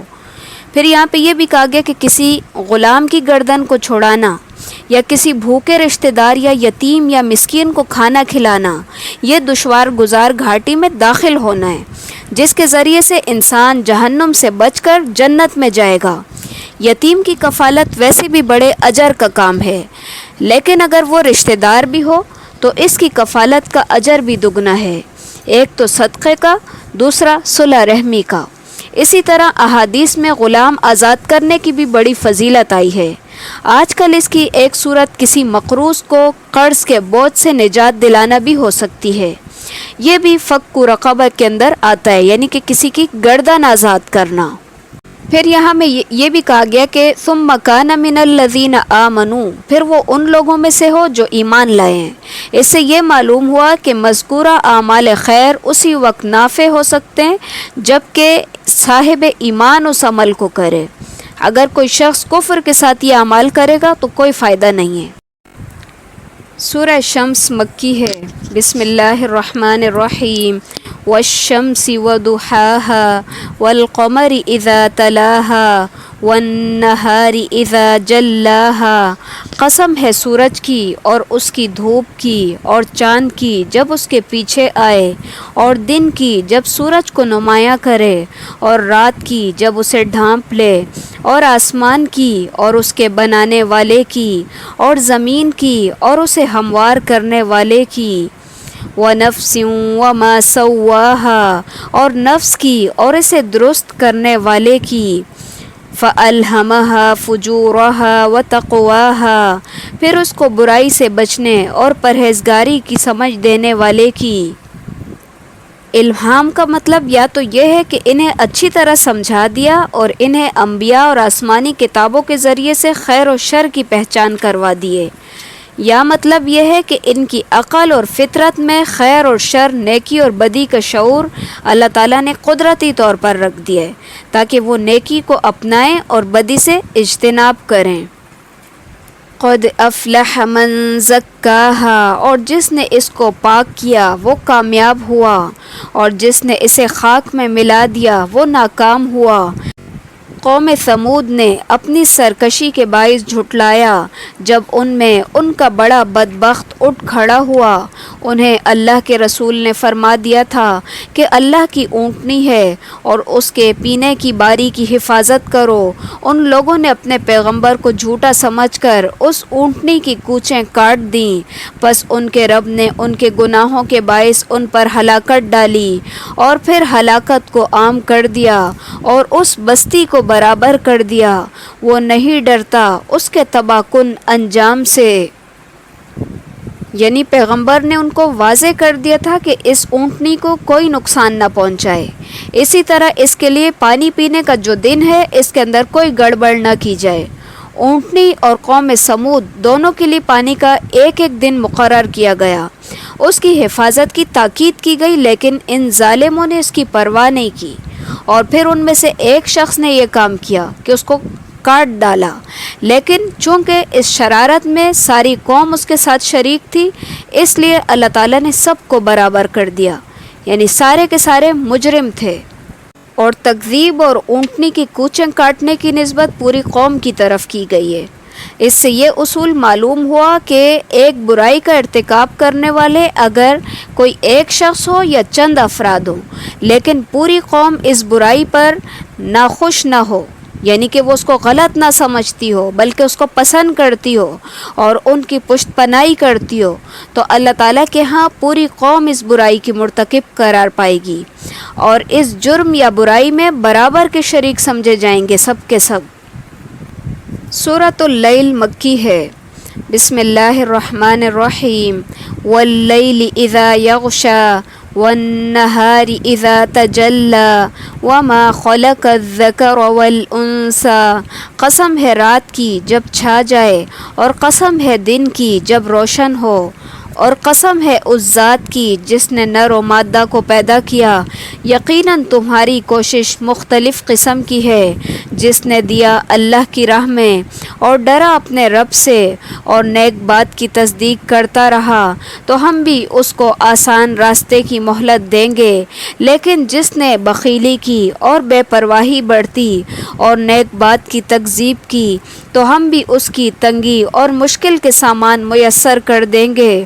اس کا مال اسے عمدہ کرنے کے وقت کچھ بھی کام نہ آئے گا۔ ان علینا للہدی، بے شک راہ دکھانا ہمارے ذمے ہے اور ہمارے ہی ہاتھ آخرت اور دنیا ہے۔ میں نے تو تمہیں شعلے مارتی ہوئی آگ سے ڈرا دیا ہے جس میں صرف وہی بدبخت داخل ہوگا جس نے جھٹلایا اور اس کی پیروی سے منہ پھیر لیا، اور اس سے ایسا شخص دور رکھا جائے گا جو بڑا ہی پرہیزگار ہوگا، جو پاکی حاصل کرنے کے لیے اپنا مال دیتا ہے۔ کسی پر اس کا کوئی احسان نہیں جس کا بدلہ دیا جاتا ہے، بلکہ صرف اپنے پروردگار بلند و بالا رب کی رضا کے لیے۔ یقیناً ان قریب رضامند ہو جائے گا اس سے اس کا رب۔ سورہ ضحیٰ مکی ہے۔ اس کے شان نزول میں ایک واقعہ آتا ہے کہ ایک مرتبہ نبی صلی اللہ علیہ وسلم بیمار ہو گئے۔ 2-3 راتیں آپ نے قیام نہیں فرمایا تو ایک عورت آپ کے پاس آئی اور کہنے لگی، اے محمد، معلوم ہوتا ہے کہ تمہارے شیطان نے تمہیں چھوڑ دیا ہے۔ 2-3 راتوں سے میں دیکھ رہی ہوں کہ وہ تمہارے قریب نہیں آیا۔ جس پر اللہ تعالیٰ نے یہ صورت نازل فرمائی۔ یہ عورت ابو لہب کی بیوی ام جمیل تھی۔ بسم اللہ الرحمن الرحیم۔ والضحیٰ واللیل اذا سجا، قسم ہے چاشت کے وقت کی اور قسم ہے رات کی جب چھا جائے۔ نہ تو تیرے رب نے تجھے چھوڑا اور نہ وہ تجھ سے بیزار ہوا۔ یقیناً تیرے لیے بعد کا دور پہلے دور سے بہتر ہے۔ تجھے تیرا رب بہت جلد انعام دے گا اور تو راضی ہو جائے گا۔ اس سے دنیا کی فتوحات اور آخرت کا اجر و ثواب مراد ہے۔ اس میں وہ حق شفاعت بھی داخل ہے جو آپ کو اپنی امت کے لیے دیا جائے گا، یعنی آپ گناہگاروں کی سفارش کریں گے اللہ تعالیٰ کے اذن سے۔ الم یجدک یتیما فآوی ووجدک ضالا فہدی، کیا اس نے تجھے یتیم پا کر جگہ نہیں دی اور تجھے راہ بھولا پا کر ہدایت نہیں دی اور تجھے نامراد پا کر تونگر نہیں کیا، پس یتیم پر تو بھی سختی نہ کیا کر اور نہ سوال کرنے والے کو ڈانٹ ڈپٹ، اور اپنے رب کی نعمتوں کا بیان کرتا رہ۔ سورہ الم نشرح مکی ہے۔ بسم اللہ الرحمن الرحیم۔ الم نشرح لک صدرک، کیا ہم نے تمہارا سینہ کھول نہیں دیا؟ گزشتہ صورت میں 3 انعامات کا ذکر تھا، اس صورت میں مزید 3 احسانات جتائے جا رہے ہیں۔ سینہ کھول دینا ان میں پہلا ہے۔ اس کا مطلب ہے سینے کا منور اور فراخ ہو جانا تاکہ حق واضح ہو جائے اور دل بھی سما جائے۔ اسی مفہوم میں قرآن کریم کی یہ آیت ہے، فَمَن يُرِدِ اللَّهُ أَن يَهْدِيَهُ يَشْرَحْ صَدْرَهُ لِلْإِسْلَامِ، جس کو اللہ ہدایت سے نوازنے کا ارادہ کرتا ہے اس کا سینہ اسلام کے لیے کھول دیتا ہے، یعنی وہ اسلام کو دین حق کے طور پر پہچان بھی لیتا ہے اور اس کو قبول بھی کر لیتا ہے۔ اس شرح صدر میں وہ شق صدر بھی آتا ہے جو معتبر روایات کی روح سے 2 مرتبہ نبی صلی اللہ علیہ وسلم کا کیا گیا۔ ایک مرتبہ بچپن میں جبکہ آپ عمر کے 4تھے سال میں تھے، جبرائیل علیہ السلام آئے اور انہوں نے آپ کا دل چیرا اور اس سے وہ حصہ شیطانی نکال دیا جو ہر انسان کے اندر ہے، پھر اس کو آب زمزم سے دھو کر بند کر دیا۔ دوسری مرتبہ معراج کے موقع پر، اس موقع پر آپ صلی اللہ علیہ وسلم کا سینہ مبارک چاک کر کے دل نکالا گیا، اسے آب زمزم سے دھو کر اپنی جگہ رکھ دیا گیا اور اسے ایمان اور حکمت سے بھر دیا گیا۔ صحیح بخاری کے اندر اور صحیح مسلم کے اندر یہ احادیث موجود ہیں۔ وَوَضَعْنَا عَنْكَ وِزْرَكَ، اور ہم نے تم سے تمہارا بوجھ اتار دیا۔ وزرک آپ کا بوجھ، اس سے مراد سابقہ تمام خلاف اولا امور ہیں جن کو ذنوب سے تعبیر کیا گیا ہے، یعنی یہ وہی مفہوم ہے جو لیغفر لک اللہ ما تقدم من ذنبک وما تأخر، جو کہ ہم نے الفتح کے اندر پڑھا ہے، تاکہ جو کچھ تمہارے گناہ آگے ہوئے ہیں اور جو پیچھے ہوئے ہیں سب کو اللہ تعالیٰ معاف فرمائے کا ہے۔ بعض کہتے ہیں کہ یہ کار نبوت اور تبلیغ کا بوجھ تھا جسے اللہ نے ہلکا کر دیا، یعنی اسراء کی مشکلات برداشت کرنے کا حوصلہ اور تبلیغ اور دعوت کے اندر آسانیاں پیدا کی۔ الذی انقض ظہرک، جس نے تمہاری پیٹھ توڑ دی تھی اور ہم نے تمہارا ذکر بلند کیا، پس یقیناً مشکل کے ساتھ آسانی ہے، بے شک مشکل کے ساتھ آسانی ہے، پس جب تو فارغ ہو تو عبادت میں محنت کر اور اپنے پروردگار ہی کی طرف دل لگا۔ سورہ 3 مکی ہے۔ بسم اللہ الرحمن الرحیم۔ والتین والزیتون وطور سینین وهذا البلد الأمین لقد خلقنا الإنسان فی احسن تقویم۔ قسم ہے انجیر کی اور زیتون کی اور طور سینین کی اور اس امن والے شہر کی، یقیناً ہم نے انسان کو بہترین صورت میں پیدا کیا، پھر اسے نیچوں سے نیچا کر دیا، لیکن جو لوگ ایمان لائے اور پھر نیک عمل کیے تو ان کے لیے ایسا اجر ہے جو کبھی ختم نہ ہوگا۔ پس تجھے اب روز جزا کے جھٹلانے پر کون سی چیز آمادہ کرتی ہے؟ کیا اللہ سب حاکموں کا حاکم نہیں ہے؟ والطور سے مراد وہی کوہ طور ہے جس پر موسیٰ علیہ السلام سے اللہ تعالیٰ نے کلام کیا تھا، اور پھر بلد الامین سے مراد مکہ مکرمہ ہے جس میں قتال کی اجازت نہیں ہے، اس کے علاوہ جو اس کے اندر داخل ہوتا ہے اس کو بھی امن حاصل ہو جاتا ہے۔ بعض مفسرین کہتے ہیں کہ یہ دراصل 3 مقامات کی قسم ہے جن میں سے ہر ایک جگہ میں جلیل القدر صاحب شریعت پیغمبر مبعوث ہوا۔ انجیر اور زیتون سے مراد وہ علاقہ ہے جہاں اس کی پیداوار ہے، اور وہ ہے بیت المقدس جہاں عیسیٰ علیہ السلام پیغمبر بن کر آئے۔ طور سینا یا سینین پر موسیٰ علیہ السلام کو نبوت عطا کی گئی، اور شہر مکہ میں سید الرسل محمد صلی اللہ علیہ وسلم مبعوث ہوئے۔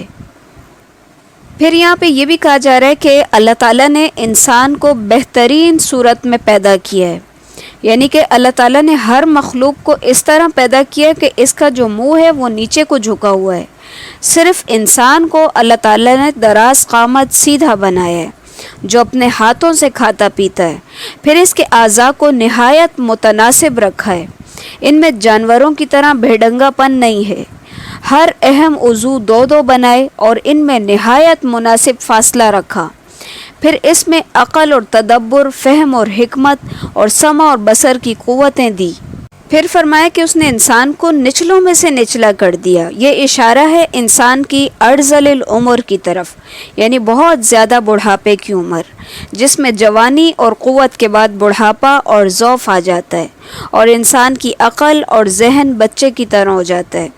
بعض نے اس سے کردار کا وہ سفلا پن مراد لیا ہے جس میں مبتلا ہو کر انسان انتہائی پست اور سانپ اور بچھو سے بھی زیادہ گیا گزرا ہو جاتا ہے۔ بعض نے اس سے ذلت اور رسوائی کا وہ عذاب مراد لیا جو جہنم میں کافروں کے لیے ہے۔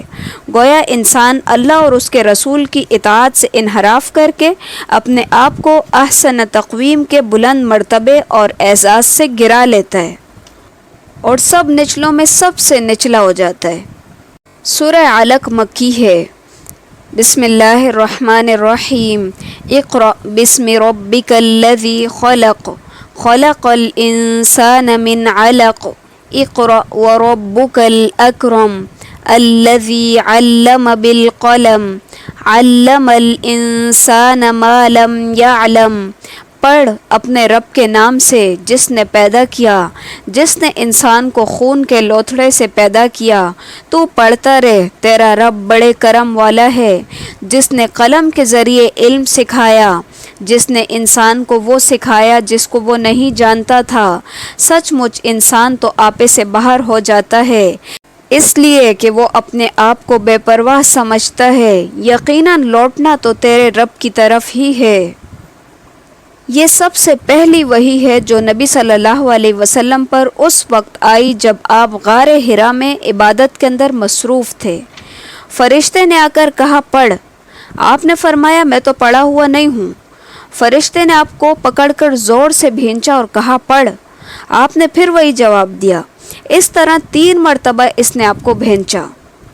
اَرَأَيْتَ الَّذِي يَنْهَا، بھلا اسے بھی تو نے دیکھا جو بندے کو روکتا ہے جبکہ وہ نماز ادا کرتا ہے۔ بھلا بتاؤ تو اگر وہ ہدایت پر ہو یا پرہیزگاری کا حکم دیتا ہو، بھلا دیکھو تو اگر یہ جھٹلاتا ہو اور منہ پھیرتا ہو تو کیا اس نے نہیں جانا کہ اللہ اس کو خوب دیکھ رہا ہے۔ مفسرین کہتے ہیں کہ روکنے والے سے مراد ابو جہل ہے جو اسلام کا شدید دشمن تھا، اور عبدن سے مراد نبی صلی اللہ علیہ وسلم ہیں، یعنی جس کو یہ نماز پڑھنے سے روک رہا ہے وہ ہدایت پر ہو، یعنی اخلاص، توحید اور عمل صالح کی تعلیم جس سے جہنم کی آگ سے انسان بچ سکتا ہے۔ تو کیا یہ چیزیں یعنی نماز پڑھنا، تقویٰ کی تعلیم دینا ایسی ہیں کہ ان کی مخالفت کی جائے اور اس پر اس کو دھمکیاں دی جائیں؟ کَلَّا لَئِن لَّمْ يَنتَهِ لَنَسْفَعًا بِالنَّاصِيَةِ، یقیناً اگر یہ باز نہ آیا تو ہم اس کی پیشانی کے بال پکڑ کر گھسیٹیں گے، ایسی پیشانی جو جھوٹے خطا کار کی ہے۔ یہ اپنے مجلس والوں کو بلا لے، ہم بھی دوزخ کے پیادوں کو بلا لیں گے۔ خبردار اس کا کہا ہرگز نہ ماننا اور سجدہ کرتے رہنا اور قریب ہو جانا۔ حدیث میں آتا ہے کہ نبی صلی اللہ علیہ وسلم خانہ کعبہ کے پاس نماز پڑھ رہے تھے۔ ابو جہل کا وہاں سے گزر ہوا تو اس نے کہا اے محمد، میں نے تجھے نماز پڑھنے سے منع نہیں کیا تھا، اور آپ سے سخت دھمکی آمیز باتیں کی۔ آپ نے کڑا جواب دیا تو کہنے لگا اے محمد، تو مجھے کس چیز سے ڈراتا ہے؟ اللہ کی قسم، اس وادی میں سب سے زیادہ میرے حمایتی اور مجلس والے ہیں جس پر یہ آیت نازل ہوئی۔ ابن عباس فرماتے ہیں کہ اگر وہ اپنے حمایتیوں کو بلاتا تو اسی وقت ملائکہ عذاب اس کو پکڑ لیتے۔ سورہ قدر مکی ہے۔ بسم اللہ الرحمن الرحیم۔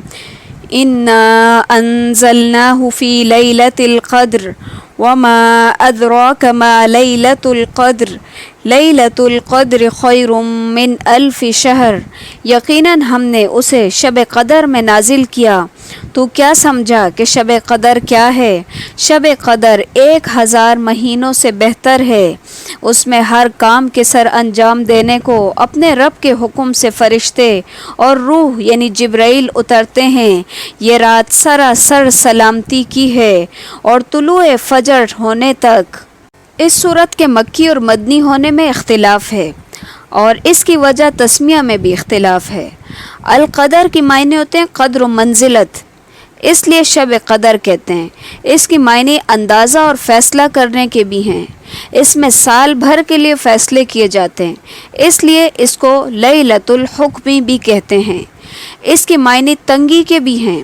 اس رات اتنی کثرت سے زمین پر فرشتے اترتے ہیں کہ زمین تنگ ہو جاتی ہے۔ شب قدر یعنی تنگی کی رات، یا اس کے لیے یہ نام رکھا گیا کہ اس رات جو عبادت کی جاتی ہے اللہ کے ہاں اس کی بڑی قدر ہے اور اس پر بڑا ثواب ہے۔ احادیث اور آثار سے واضح ہے کہ یہ رمضان کے آخری عشرے کی طاق راتوں میں سے کوئی ایک رات ہوتی ہے۔ اس کو مبہم رکھنے میں یہی حکمت ہے کہ لوگ 5 ہی طاق راتوں میں اس کی فضیلت حاصل کرنے کے شوق میں اللہ کی خوب عبادت کریں۔ اس صورت کے اندر فرمایا کہ انا انزلناہ فی لیلۃ القدر، ہو کی ضمیر جو ہے قرآن کی طرف جاری ہے، یعنی کہ اس رات کے اندر ہم نے قرآن کو نازل کیا۔ تو اس کا معنی یہ ہے یا تو لوح محفوظ سے اس بیت العزت میں جو آسمان دنیا پر ہے ایک ہی مرتبہ اتار دیا گیا، اور وہاں سے حسب واقعہ یا حسب عادت جو ہے نبی صلی اللہ علیہ وسلم کے اوپر اترتا رہا 23 سالوں تک۔ یہ پھر 23 سال کے بعد جا کے قرآن کمپلیٹ ہو گیا۔ یا ایک معنی یہ بھی ہے کہ اس رات کے اندر اس کو اتارنے کا آغاز کیا، یعنی کہ شروع جو قرآن کریم ہوا وہ لیلۃ المبارکہ کے اندر ہوا۔ سورہ بینہ مکی ہے۔ بسم اللہ الرحمن الرحیم۔ لم یکن الذین کفروا من اہل الکتاب والمشرکین منفکین حتی تأتیہم البینہ۔ اہل کتاب کے کافر اور مشرک لوگ جب تک کہ ان کے پاس ظاہر دلیل نہ آ جائے باز رہنے والے نہ تھے۔ وہ دلیل یہ تھی کہ اللہ کا ایک رسول جو پاک صحیفے پڑھے جن میں صحیح اور درست احکام ہوں۔ اہل کتاب اپنے پاس ظاہر دلیل آ جانے کے بعد ہی اختلاف میں پڑھ کر متفرق ہو گئے۔ انہیں اس کے سوا کوئی حکم نہیں دیا گیا کہ صرف ایک اللہ کی عبادت کریں، اسی کے لیے دین کو خالص رکھیں، یکسو ہو کر، اور نماز کو قائم رکھیں اور زکوٰۃ دیتے رہیں۔ یہی ہے دین سیدھی ملت کا۔ اہل کتاب سے مراد یہود و نصارہ ہیں اور مشرکین سے مراد عرب اور عجم کے وہ لوگ ہیں جو بتوں اور آگ کے پجاری تھے۔ منفکین یعنی باز آنے والے، اور البینہ کے معنی ہے دلیل۔ دلیل سے مراد نبی صلی اللہ علیہ وسلم ہیں، یعنی یہود و نصارہ اور عرب اور عجم کے مشرکین اپنے کفر و شرک سے باز آنے والے نہیں ہیں، یہاں تک کہ ان کے پاس محمد صلی اللہ علیہ وسلم قرآن لے کر آ جائیں اور وہ ان کی ضلالت اور جہالت بیان کریں اور انہیں ایمان کی دعوت دیں۔ رسول من اللہ سے مراد بھی محمد صلی اللہ علیہ وسلم ہے، اور پھر یہاں پر بات کی گئی کہ اللہ کا جو رسول ہے وہ ان کے اوپر تلاوت کرے۔ صحفم مطہرہ یعنی کہ پاکیزہ صحیفے ان کے اوپر پڑھے، یعنی قرآن مجید جو کہ لوح محفوظ میں پاک صحیفوں میں درج ہے۔ یہاں پر یہ بھی کہا جا رہا ہے کہ اہل کتاب اپنے پاس ظاہر دلیل آ جانے کے بعد ہی اختلاف میں پڑھ کر متفرق ہوئے، یعنی اہل کتاب نبی صلی اللہ علیہ وسلم کی آمد سے پہلے مجتمع تھے، یہاں تک کہ آپ صلی اللہ علیہ وسلم کی بعثت ہوئی۔ اس کے بعد یہ متفرق ہو گئے، ان میں سے کچھ مومن ہو گئے لیکن اکثریت ایمان سے محروم رہی۔ نبی صلی اللہ علیہ وسلم کی بعثت اور رسالت کو دلیل سے تعبیر کرنے میں بھی یہی نقطہ ہے کہ آپ کی صداقت واضح تھی جس میں مجال انکار نہیں تھی، لیکن ان لوگوں نے آپ کی تکذیب محض حسد اور اناد کی وجہ سے کی۔ یہی وجہ ہے کہ یہاں تفرق کا ارتکاب کرنے والوں میں صرف اہل کتاب کا نام لیا ہے، حالانکہ دوسروں نے بھی اس کا ارتکاب کیا تھا، کیونکہ یہ بہرحال علم والے تھے اور آپ کی آمد اور صفات کا تذکرہ ان کی کتابوں کے اندر موجود تھا۔ اس کے بعد بھی انہوں نے آپ کا انکار کر دیا، آپ کو نہیں مانا۔ ان الذین کفروا من اہل الکتاب والمشرکین فی نار جہنم خالدین فیہا اولئک ھم شر البریہ۔ بے شک جو لوگ اہل کتاب میں سے کافر ہوئے اور مشرکین وہ دوزخ کی آگ میں جائیں گے جہاں وہ ہمیشہ رہیں گے، یہ لوگ بدترین خلائق ہیں۔ یہ اللہ کے رسولوں اور اس کی کتابوں کا انکار کرنے والوں کا انجام ہے، نیز ان کو تمام مخلوقات میں سب سے بدتر قرار دیا گیا ہے۔ پھر فرمایا ان الذین آمنوا وعملوا الصالحات اولئک ھم خیر البریہ۔ بے شک جو لوگ ایمان لائے اور نیک عمل کیے یہ لوگ بہترین مخلوق ہیں، ان کا بدلہ ان کے رب کے ہاں ہمیشگی والی جنتیں ہیں جن کے نیچے نہریں بہتی ہیں، جن میں وہ ہمیشہ رہیں گے۔ اللہ ان سے راضی ہوا اور وہ اس سے راضی ہوئے، یہ ان کے لیے ہے جو اپنے پروردگار سے ڈرتے ہیں۔ ان کے ایمان اور اطاعت اور عمل صالحہ کی وجہ سے اور اللہ تعالیٰ کی رضامندی جو ہے ان سارے انعامات میں سب سے بڑی نعمت ہے۔ سورہ زلزال مدنی ہے۔ بسم اللہ الرحمن الرحیم۔ اذا زلزلت الارض زلزالها واخرجت الارض اثقالها۔ جب زمین پوری طرح جھنجھوڑ دی جائے گی اور زمین اپنے بوجھ باہر نکال پھینکے گی، انسان کہنے لگے گا کہ اسے کیا ہو گیا ہے۔ اس دن زمین اپنی سب خبریں بیان کر دے گی، اس لیے کہ تیرے رب نے اسے حکم دیا ہوگا۔ اس روز لوگ مختلف جماعتیں ہو کر واپس لوٹیں گے تاکہ انہیں ان کے اعمال دکھا دیے جائیں۔ پس جس نے ذرہ برابر نیکی کی ہوگی وہ اس کو دیکھ لے گا، اور جس نے ذرہ برابر برائی کی ہوگی وہ اس کو دیکھ لے گا۔ زمین اپنے بوجھ باہر نکال دے گی، اس کا مطلب یہ ہے کہ یعنی زمین کے اندر جتنے انسان دفن ہیں وہ زمین کا بوجھ ہیں، جنہیں زمین قیامت والے دن باہر نکال پھینکے گی، یعنی اللہ تعالیٰ کے حکم سے سب زندہ ہو کر باہر نکل آئیں گے۔ یہ دوسرے نفخے میں ہوگا۔ اسی طرح زمین کے خزانے بھی باہر نکل آئیں گے، اور جب انسان دیکھے گا اس کا یہ حال ہے تو انسان دہشت زدہ ہو جائے گا اور کہے گا کہ اس کو کیا ہو گیا ہے، یہ کیوں اس طرح ہل رہی ہے اور اپنے خزانے کیوں باہر نکال رہی ہے۔ پھر یہ بھی فرمایا کہ زمین اپنی خبریں بیان کرے گی۔ حدیث میں آتا ہے نبی صلی اللہ علیہ وسلم نے یہ آیت تلاوت فرمائی اور پوچھا، جانتے ہو زمین کی خبریں کیا ہیں؟ صحابہ نے عرض کیا، اللہ اور اس کے رسول بہتر جانتے ہیں۔ آپ نے فرمایا، اس کی خبریں یہ ہیں کہ جس بندے یا بندی نے زمین کی پشت پر جو کچھ کیا ہوگا اس کی گواہی دے گی، کہے گی فلاں فلاں شخص نے فلاں فلاں عمل فلاں فلاں دن میں کیا تھا۔ یعنی کہ زمین کو اللہ تعالیٰ قوت گویائی عطا فرمائے گا، تو اس کے اندر کوئی تعجب والی بات نہیں ہے۔ جس طرح انسانی اعضاء اللہ تعالیٰ کی قوت سے جو ہے بولنے لگیں گے، بالکل اسی طرح زمین بھی اللہ تعالیٰ کی طاقت اور اس کے حکم کے ذریعے سے بولنے شروع ہو جائے گی۔ اشتاتا کے معنی ہوتے ہیں متفرق، یعنی ٹولیاں ٹولیاں، بعض بے خوف ہوں گے، بعض خوف زدہ ہوں گے، بعض کے رنگ سفید ہوں گے جیسے جنتیوں کے ہوں گے، اور بعض کے رنگ سیاہ ہوں گے جو ان کے جہنمی ہونے کی علامت ہوں گے۔ بعض کا رخ دائیں جانب ہوگا تو بعض کا رخ بائیں جانب ہوگا، یا یہ مختلف گروہ ادیان و مذاہب اور اعمال اور افعال کی بنیاد پر ہوں گے۔ سورہ عادیات مکی ہے۔ بسم اللہ الرحمن الرحیم۔ والعادیات ضبحا فالموریات قدحا فالمغیرات صبحا۔ ہانپتے ہوئے دوڑنے والے گھوڑوں کی قسم، پھر ٹاپ مار کر آگ جھاڑنے والوں کی قسم، پھر صبح کے وقت دھاوا بولنے والوں کی قسم۔ پس اس وقت گرد و غبار اڑاتے ہیں، پھر اسی کے ساتھ فوجوں کے درمیان گھس جاتے ہیں۔ یقیناً انسان اپنے رب کا بڑا ناشکرا ہے، اور یقیناً وہ خود بھی اس پر گواہ ہے۔ یہ مال کی محبت میں بھی بڑا سخت ہے۔ کیا اسے معلوم نہیں کہ جب قبروں میں جو کچھ ہے نکال لیا جائے گا اور سینوں کے پوشیدہ باتیں ظاہر کر دی جائیں گی، بے شک ان کا رب اس دن ان کے حال سے پورا باخبر ہوگا۔ سورہ قاریعہ مکی ہے۔ بسم اللہ الرحمن الرحیم۔ القاریعہ ما القاریعہ وما ادراک ما القاریعہ۔ کھڑکھڑا دینے والی، کیا ہے وہ کھڑکھڑا دینے والی؟ تجھے کیا معلوم کہ وہ کھڑکھڑا دینے والی کیا ہے؟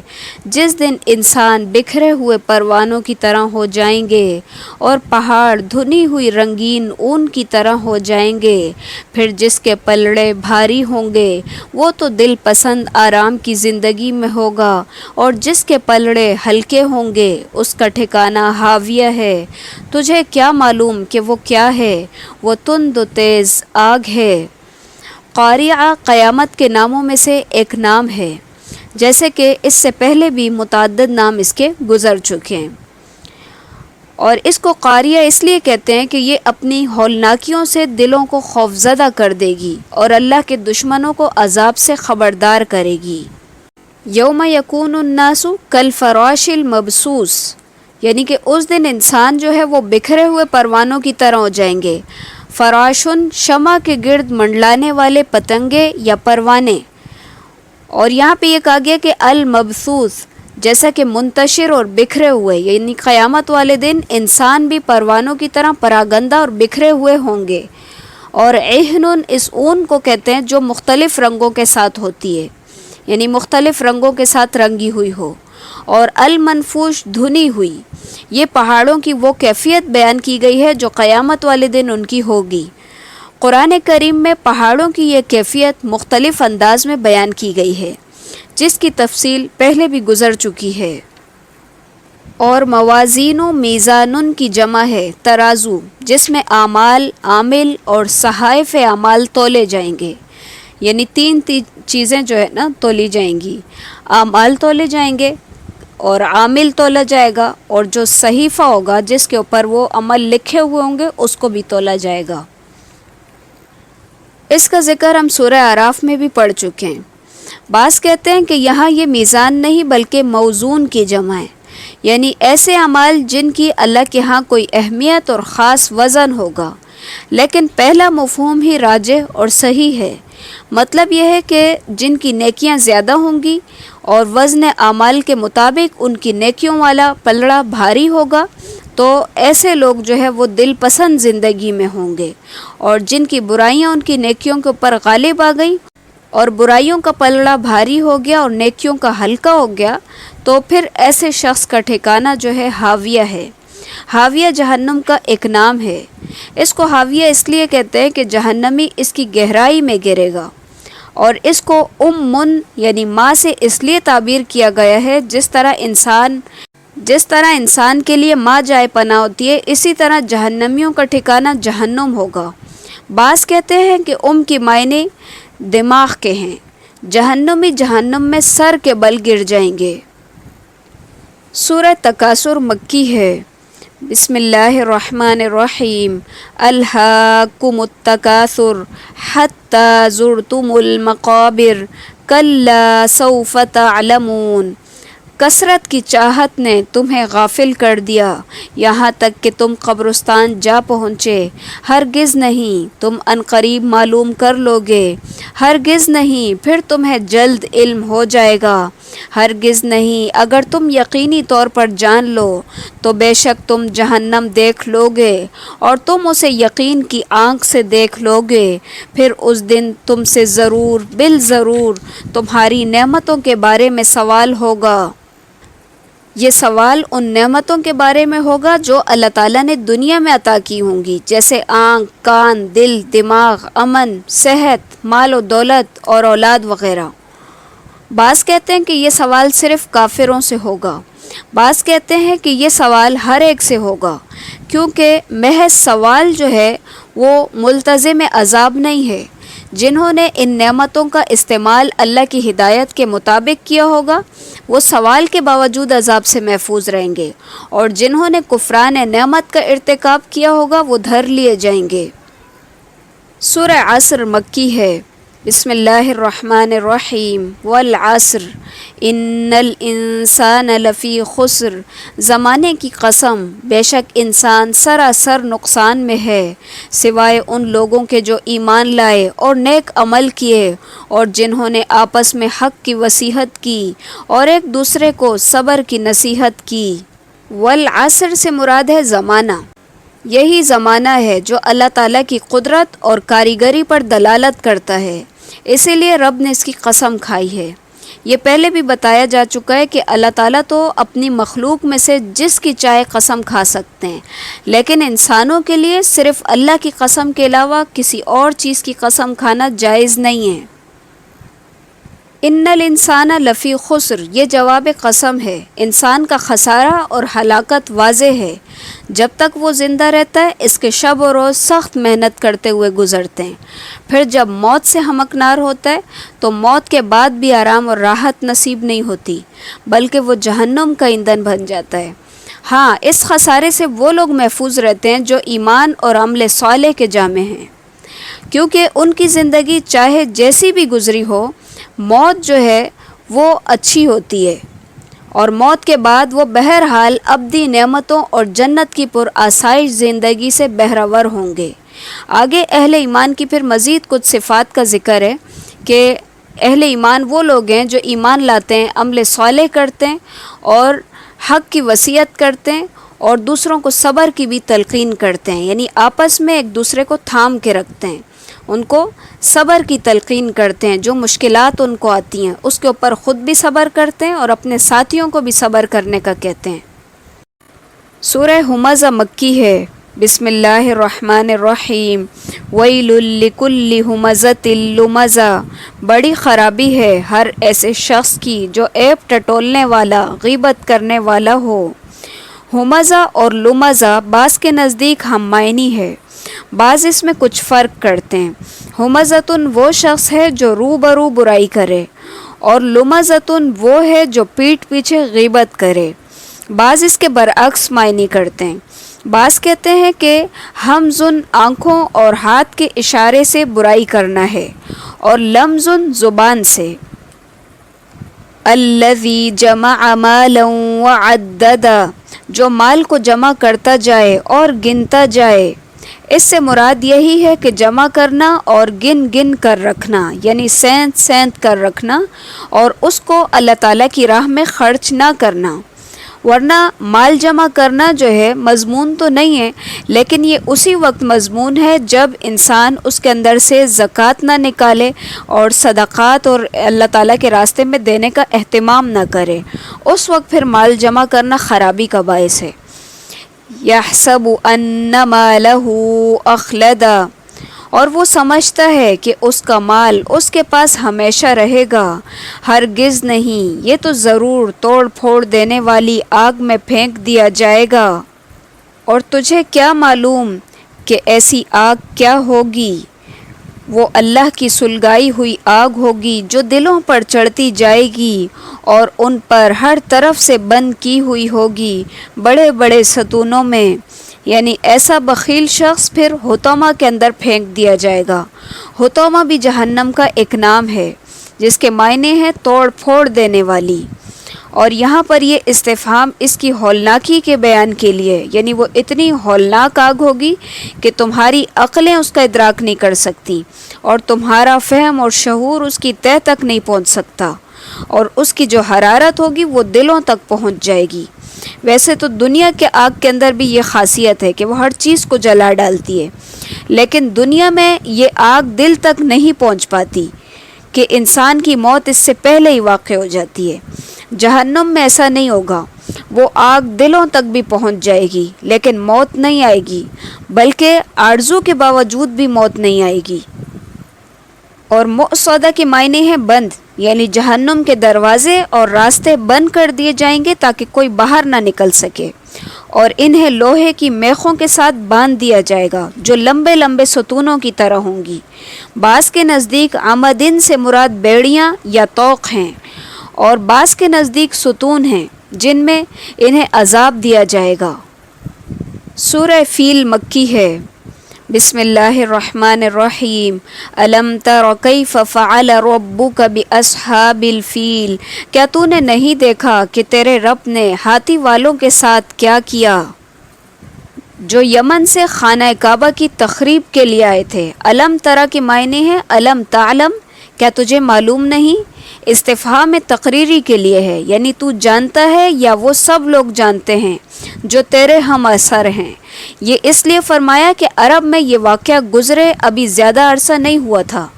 مشہور ترین قول کے مطابق یہ واقعہ اسی سال پیش آیا جس سال نبی صلی اللہ علیہ وسلم کی ولادت ہوئی، اس لیے عربوں میں اس کی خبر مشہور اور متواتر تھی۔ یہ واقعہ مختصراً کچھ یوں ہے۔ واقعہ اصحاب الفیل، حبشہ کے بادشاہ کی طرف سے یمن میں ابرہہ نام کا ایک گورنر تھا۔ اس نے صنعا میں ایک بہت بڑا عیسائی گرجا بنایا اور کوشش کی کہ لوگ خانہ کعبہ کے بجائے عبادت اور حج اور عمرہ کے لیے ادھر آیا کریں۔ یہ بات اہل مکہ اور دیگر قبائل عرب کے لیے سخت ناگوار تھی، چنانچہ ان میں سے ایک شخص نے ابرہہ کے بنائے ہوئے عبادت خانے کو غلاظت سے پلید کر دیا، جس کی اطلاع اس کو کر دی گئی کہ کسی نے اس طرح اس گرجے کو ناپاک کر دیا ہے، جس پر اس نے خانہ کعبہ کو ڈھانے کا عزم کیا اور ایک لشکر جرار لے کر مکے پر حملہ آور ہوا۔ کچھ ہاتھی بھی اس کے ساتھ تھے۔ جب یہ لشکر وادی محصر میں پہنچا تو اللہ تعالیٰ نے پرندوں کے غول بھیج دیے جن کی چونچوں اور پنجوں میں کنکریاں تھیں جو چنے یا مسور کے برابر تھیں۔ جس فوجی کے بھی یہ کنکری لگتی وہ پگھل جاتا اور اس کا گوشت جھڑ جاتا اور بالآخر وہ مر جاتا۔ خود ابرہہ کا بھی صنعا پہنچتے پہنچتے یہی انجام ہوا۔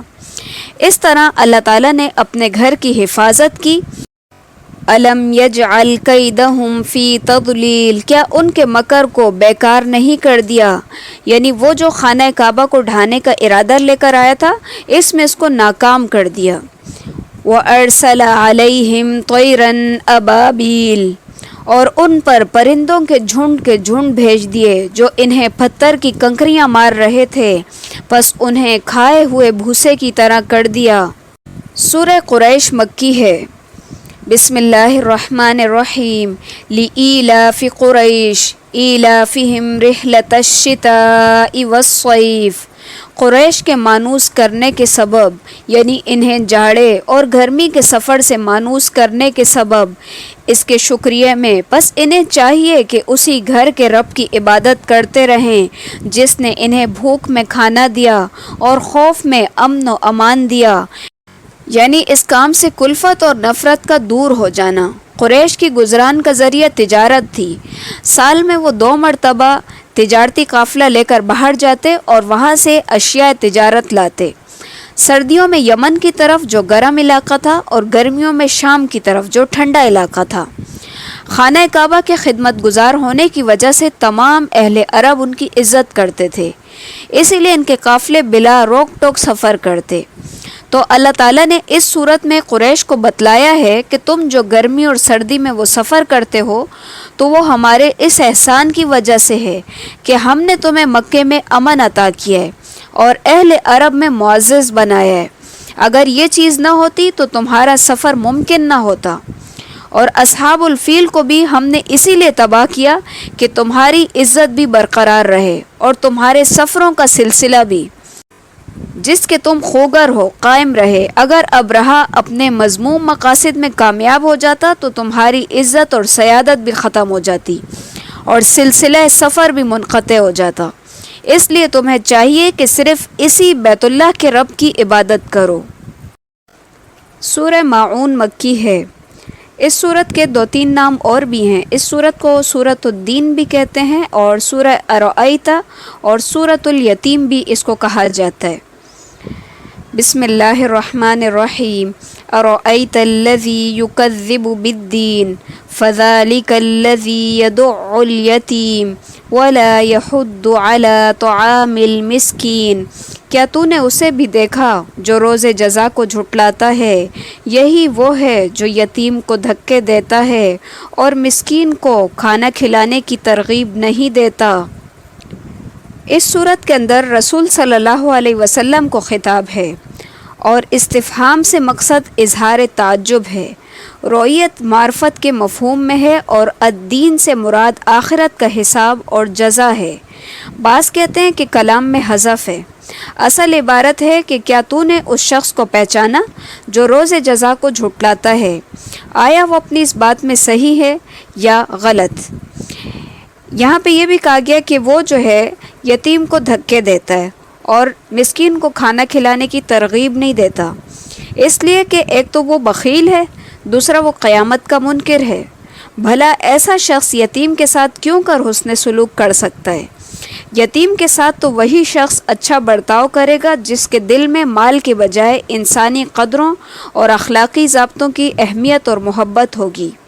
دوسرا، اسے اس امر کا یقین ہو کہ اس کے بدلے میں مجھے قیامت والے دن اچھی جزا ملے گی۔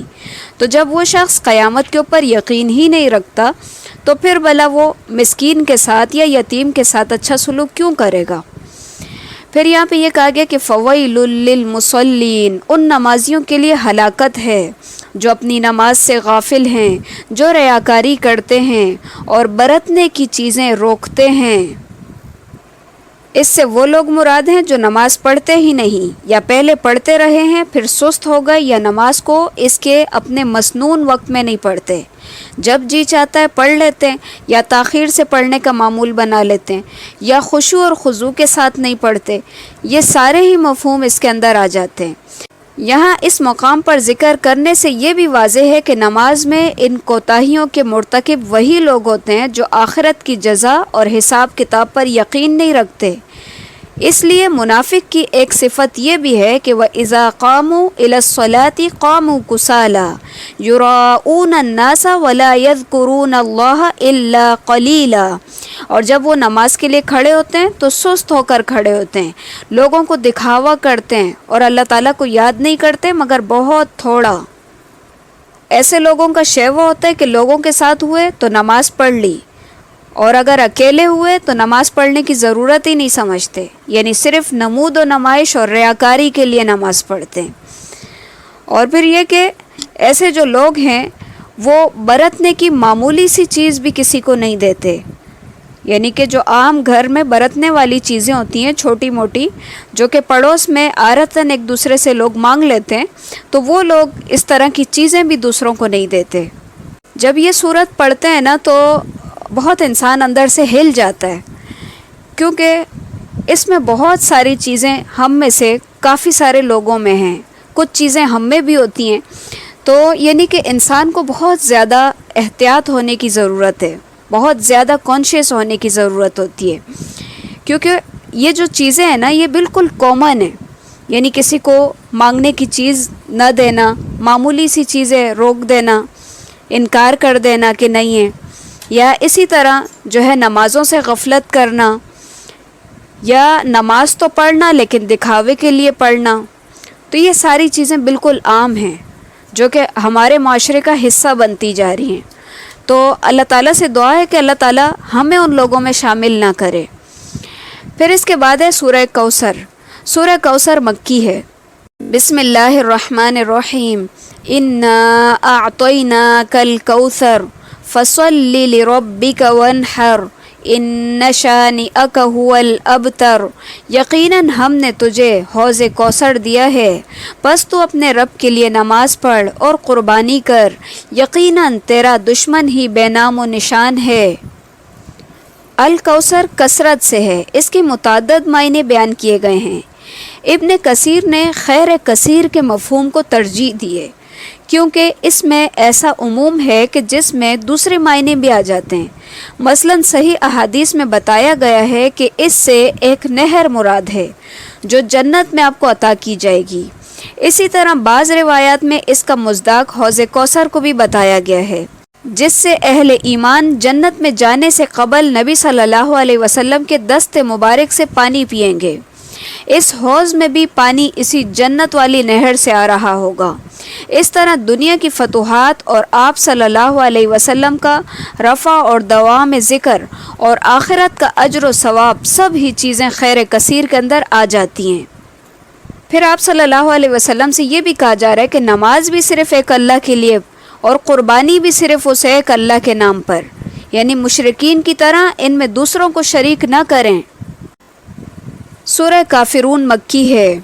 بسم اللہ الرحمن الرحیم، قل یا ایہا الکافرون، آپ کہہ دیجئے کہ اے کافرو، نہ میں عبادت کروں گا اس کی جس کی تم عبادت کرتے ہو، نہ تم عبادت کرنے والے ہو اس کی جس کی میں عبادت کرتا ہوں، اور نہ میں پرستش کروں گا جس کی تم پرستش کرتے ہو، اور نہ تم اس کی پرستش کرنے والے ہو جس کی میں عبادت کرتا ہوں، تمہارے لیے تمہارا دین اور میرے لیے میرا دین۔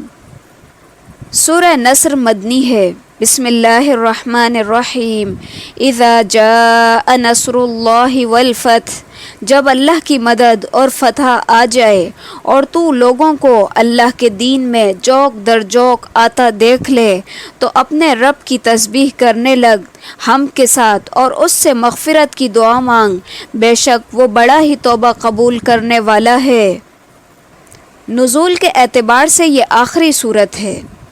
جس وقت یہ صورت نازل ہوئی تو بعض صحابہ اکرام سمجھ گئے کہ اب نبی صلی اللہ علیہ وسلم کا آخری وقت آ گیا ہے، اسی لیے آپ کو تسبیح اور تمہید اور استغفار کا حکم دیا گیا ہے، جیسے ابن عباس اور عمر رضی اللہ تعالی عنہ کا واقعہ صحیح بخاری میں ہے۔ اللہ کی مدد کا مطلب ہے اسلام اور مسلمانوں کا کفر و کافروں پر غلبہ، اور فتح سے مراد فتح مکہ ہے جو نبی صلی اللہ علیہ وسلم کا مولد و مسکن تھا، لیکن کافروں نے آپ کو اور صحابہ اکرام کو وہاں سے ہجرت کرنے پر مجبور کر دیا تھا۔ چنانچہ جب 8 ہجری میں یہ مکہ فتح ہوا تو لوگ فوج در فوج اسلام کے اندر داخل ہو گئے، جبکہ اس سے پہلے ایک دو افراد مسلمان ہوتے تھے۔ فتح مکہ سے لوگوں پر یہ بات بالکل واضح ہو گئی کہ آپ اللہ کے سچے پیغمبر ہیں اور دین اسلام ہی دین حق ہے، جس کے بغیر اب نجات اخروی ممکن ہی نہیں ہے۔ سورہ لہب مکی ہے، اسے سورہ مسد بھی کہتے ہیں۔ اس کے شان نزول میں آتا ہے کہ جب نبی صلی اللہ علیہ وسلم کو حکم ہوا کہ اپنے رشتہ داروں کو انذار اور تبلیغ کریں تو آپ نے صفا پہاڑی پر چڑھ کر یا صباحہ کی آواز لگائی۔ اس طرح کی آواز خطرے کی علامت سمجھی جاتی تھی، چنانچہ اس آواز پر لوگ اکٹھے ہو گئے۔ آپ نے فرمایا، ذرا بتاؤ، اگر میں تمہیں خبر دوں کہ اس پہاڑ کی پشت پر ایک گھوڑا سوار لشکر ہے جو تم پر حملہ آور ہونا چاہتا ہے تو تم میری بات کی تصدیق کرو گے؟ انہوں نے کہا، کیوں نہیں، ہم نے کبھی آپ کو جھوٹا نہیں پایا۔ آپ نے فرمایا، پھر میں تمہیں ایک بہت بڑے عذاب سے ڈرانے آیا ہوں اگر تم کفر و شرک میں مبتلا رہے۔ یہ سن کر ابو لہب نے کہا، تب لکا، یعنی تیرے لیے ہلاکت ہو، کیا تو نے ہمیں اس لیے جمع کیا تھا؟ جس پر اللہ تعالیٰ نے یہ صورت نازل فرمائی، بسم اللہ الرحمن الرحیم، تبت یدا ابی لہب وتب، ابو لہب کے دونوں ہاتھ ٹوٹ گئے اور وہ خود ہلاک ہو گیا، نہ تو اس کا مال اس کے کچھ کام آیا اور نہ ہی اس کی کمائی، وہ عنقریب بھڑکنے والی آگ میں جائے گا، اور اس کی بیوی بھی جو لکڑیاں ڈھونے والی ہے، اس کی گردن میں پیوست کھجور کی بٹی ہوئی رسی ہوگی۔ ابو لہب کا اصل نام عبد العزیٰ تھا۔ اپنے حسن و جمال اور چہرے کی سرخی کی وجہ سے اس کو ابو لہب یعنی کہ شعلہ فروزہ کہا جاتا تھا۔ اس کے علاوہ اپنے انجام کے اعتبار سے بھی اسے جہنم کی آگ کا ایندھن بننا تھا۔ یہ نبی صلی اللہ علیہ وسلم کا حقیقی چچا تھا، لیکن آپ کا شدید دشمن تھا، اور اس کی بیوی ام جمیل بنت حرب بھی دشمنی میں اپنے خاوند سے کم نہ تھی۔ تو یہاں پر کہا گیا کہ ابو لہب کے دونوں ہاتھ ٹوٹ گئے۔ یدا اصل میں یدانی ہے، جو یدن ہاتھ کا تثنیہ ہے، اضافت کی وجہ سے نون گر گیا ہے۔ مراد اس سے اس کا نفس ہے، جز بول کر کل مراد لیا گیا ہے، یعنی ہلاک اور برباد ہو جائے۔ یہ بدعا ان الفاظ کے جواب میں ہے جو اس نے نبی صلی اللہ علیہ وسلم کے متعلق غصے اور عداوت میں بولے تھے۔ وَتَبَّ، اور وہ ہلاک ہو گیا۔ یہ خبر ہے، یعنی بددعا کے ساتھ ہی اللہ نے اس کی ہلاکت اور بربادی کی بھی خبر دے دی۔ چنانچہ جنگ بدر کے چند روز بعد یہ عطسہ بیماری میں مبتلا ہوا، جس میں طاعون کی طرح گٹلی سی نکلتی ہے۔ اسی میں اس کی موت واقع ہو گئی۔ 3 دن تک اس کی لاش یوں ہی پڑی رہی، حتیٰ کہ سخت بدبودار ہو گئی۔ بالآخر اس کے بیٹوں نے بیماری کے پھیلنے اور عار کے خوف سے اس کے جسم پر دور ہی سے پتھر اور مٹی ڈال کر اس کو دفنا دیا۔ استغفر اللہ۔ اور یہاں پہ اس کی بیوی کے متعلق بھی کہا گیا جو لکڑیاں ڈھونے والی ہے، یعنی جہنم میں یہ اپنے خاون کی آگ پر لکڑیاں لا لا کر ڈالے گی تاکہ آگ مزید بھڑکے۔ یہ اللہ کی طرف سے ہوگا، یعنی جس طرح یہ دنیا میں اپنے خاون کی اس کے کفر اور عناد میں مددگار تھی، آخرت میں بھی عذاب میں اس کی مددگار ہوگی۔ یہ ابن کثیر کے الفاظ ہیں۔ بعض کہتے ہیں کہ وہ کانٹے دار جھاڑیاں ڈھونڈ ڈھونڈ کر لاتی اور نبی صلی اللہ علیہ وسلم کے راستے میں بچھاتی تھی، اور بعض کہتے ہیں کہ یہ اس کی چغل خوری کی عادت کی طرف اشارہ ہے۔ چغل خوری کے لیے یہ عربی محاورہ ہے۔ یہ کفار قریش کے پاس جا کر نبی صلی اللہ علیہ وسلم کی غیبت کرتی اور انہیں آپ صلی اللہ علیہ وسلم کی عداوت پر اکسایا کرتی تھی۔ سورہ اخلاص مکی ہے۔ بسم اللہ الرحمن الرحیم، قل هو اللہ احد اللہ الصمد لم یلد ولم یولد ولم یکن لہ کفوا احد۔ آپ کہہ دیجئے کہ وہ اللہ ایک ہے، اللہ بے نیاز ہے، نہ اس سے کوئی پیدا ہوا، نہ وہ کسی سے پیدا ہوا، اور نہ اس کا کوئی ہم اثر ہے۔ یہ مختصر سی صورت بڑی فضیلت کی حامل ہے۔ اسے نبی صلی اللہ علیہ وسلم نے 1/3 قرآن قرار دیا ہے، اور اسے رات کو، صبح و شام اور ہر نماز کے بعد پڑھنے کی ترغیب دی ہے۔ بعض صحابہ کرام ہر رکعت میں دیگر صورتوں کے ساتھ اس کو بھی ضرور پڑھتے تھے، جس پر نبی صلی اللہ علیہ وسلم نے انہیں فرمایا تمہاری اس کے ساتھ محبت تمہیں جنت میں داخل کرے گی۔ اس کا سبب نزول یہ بیان کیا گیا ہے کہ مشرکین نے رسول صلی اللہ علیہ وسلم سے کہا کہ اپنے رب کا نسب بیان کرو۔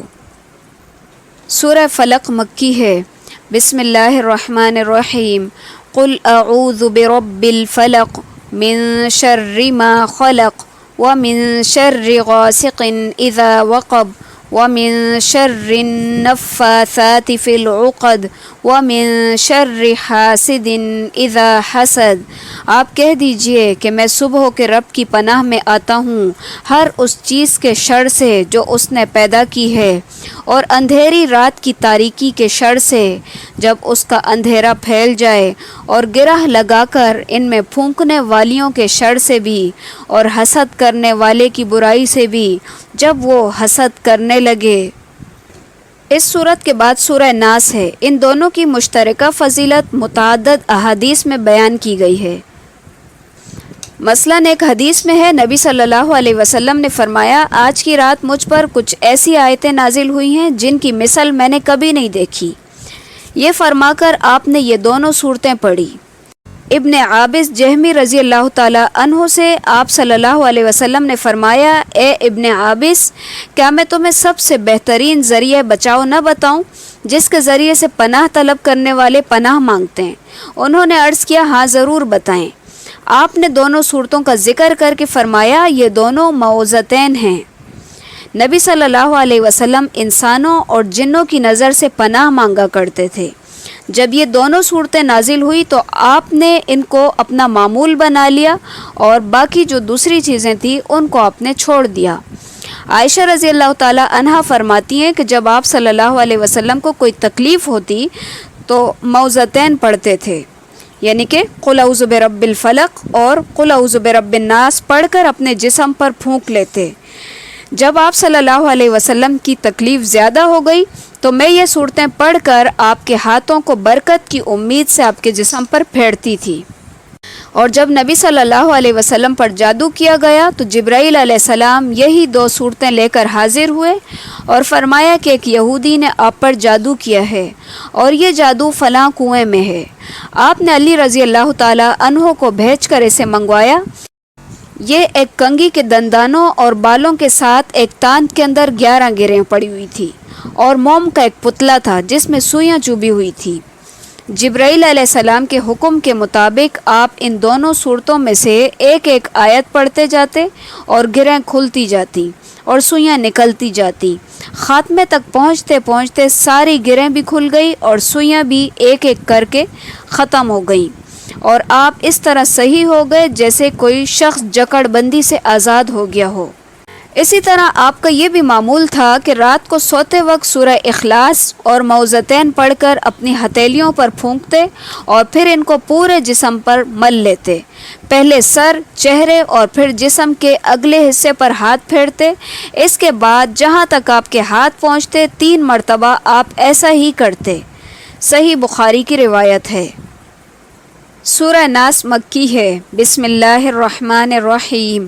قل اعوذ برب الناس ملک الناس الہ الناس من شر الوسواس الخناس الذی یوسوس فی صدور الناس من الجنۃ والناس۔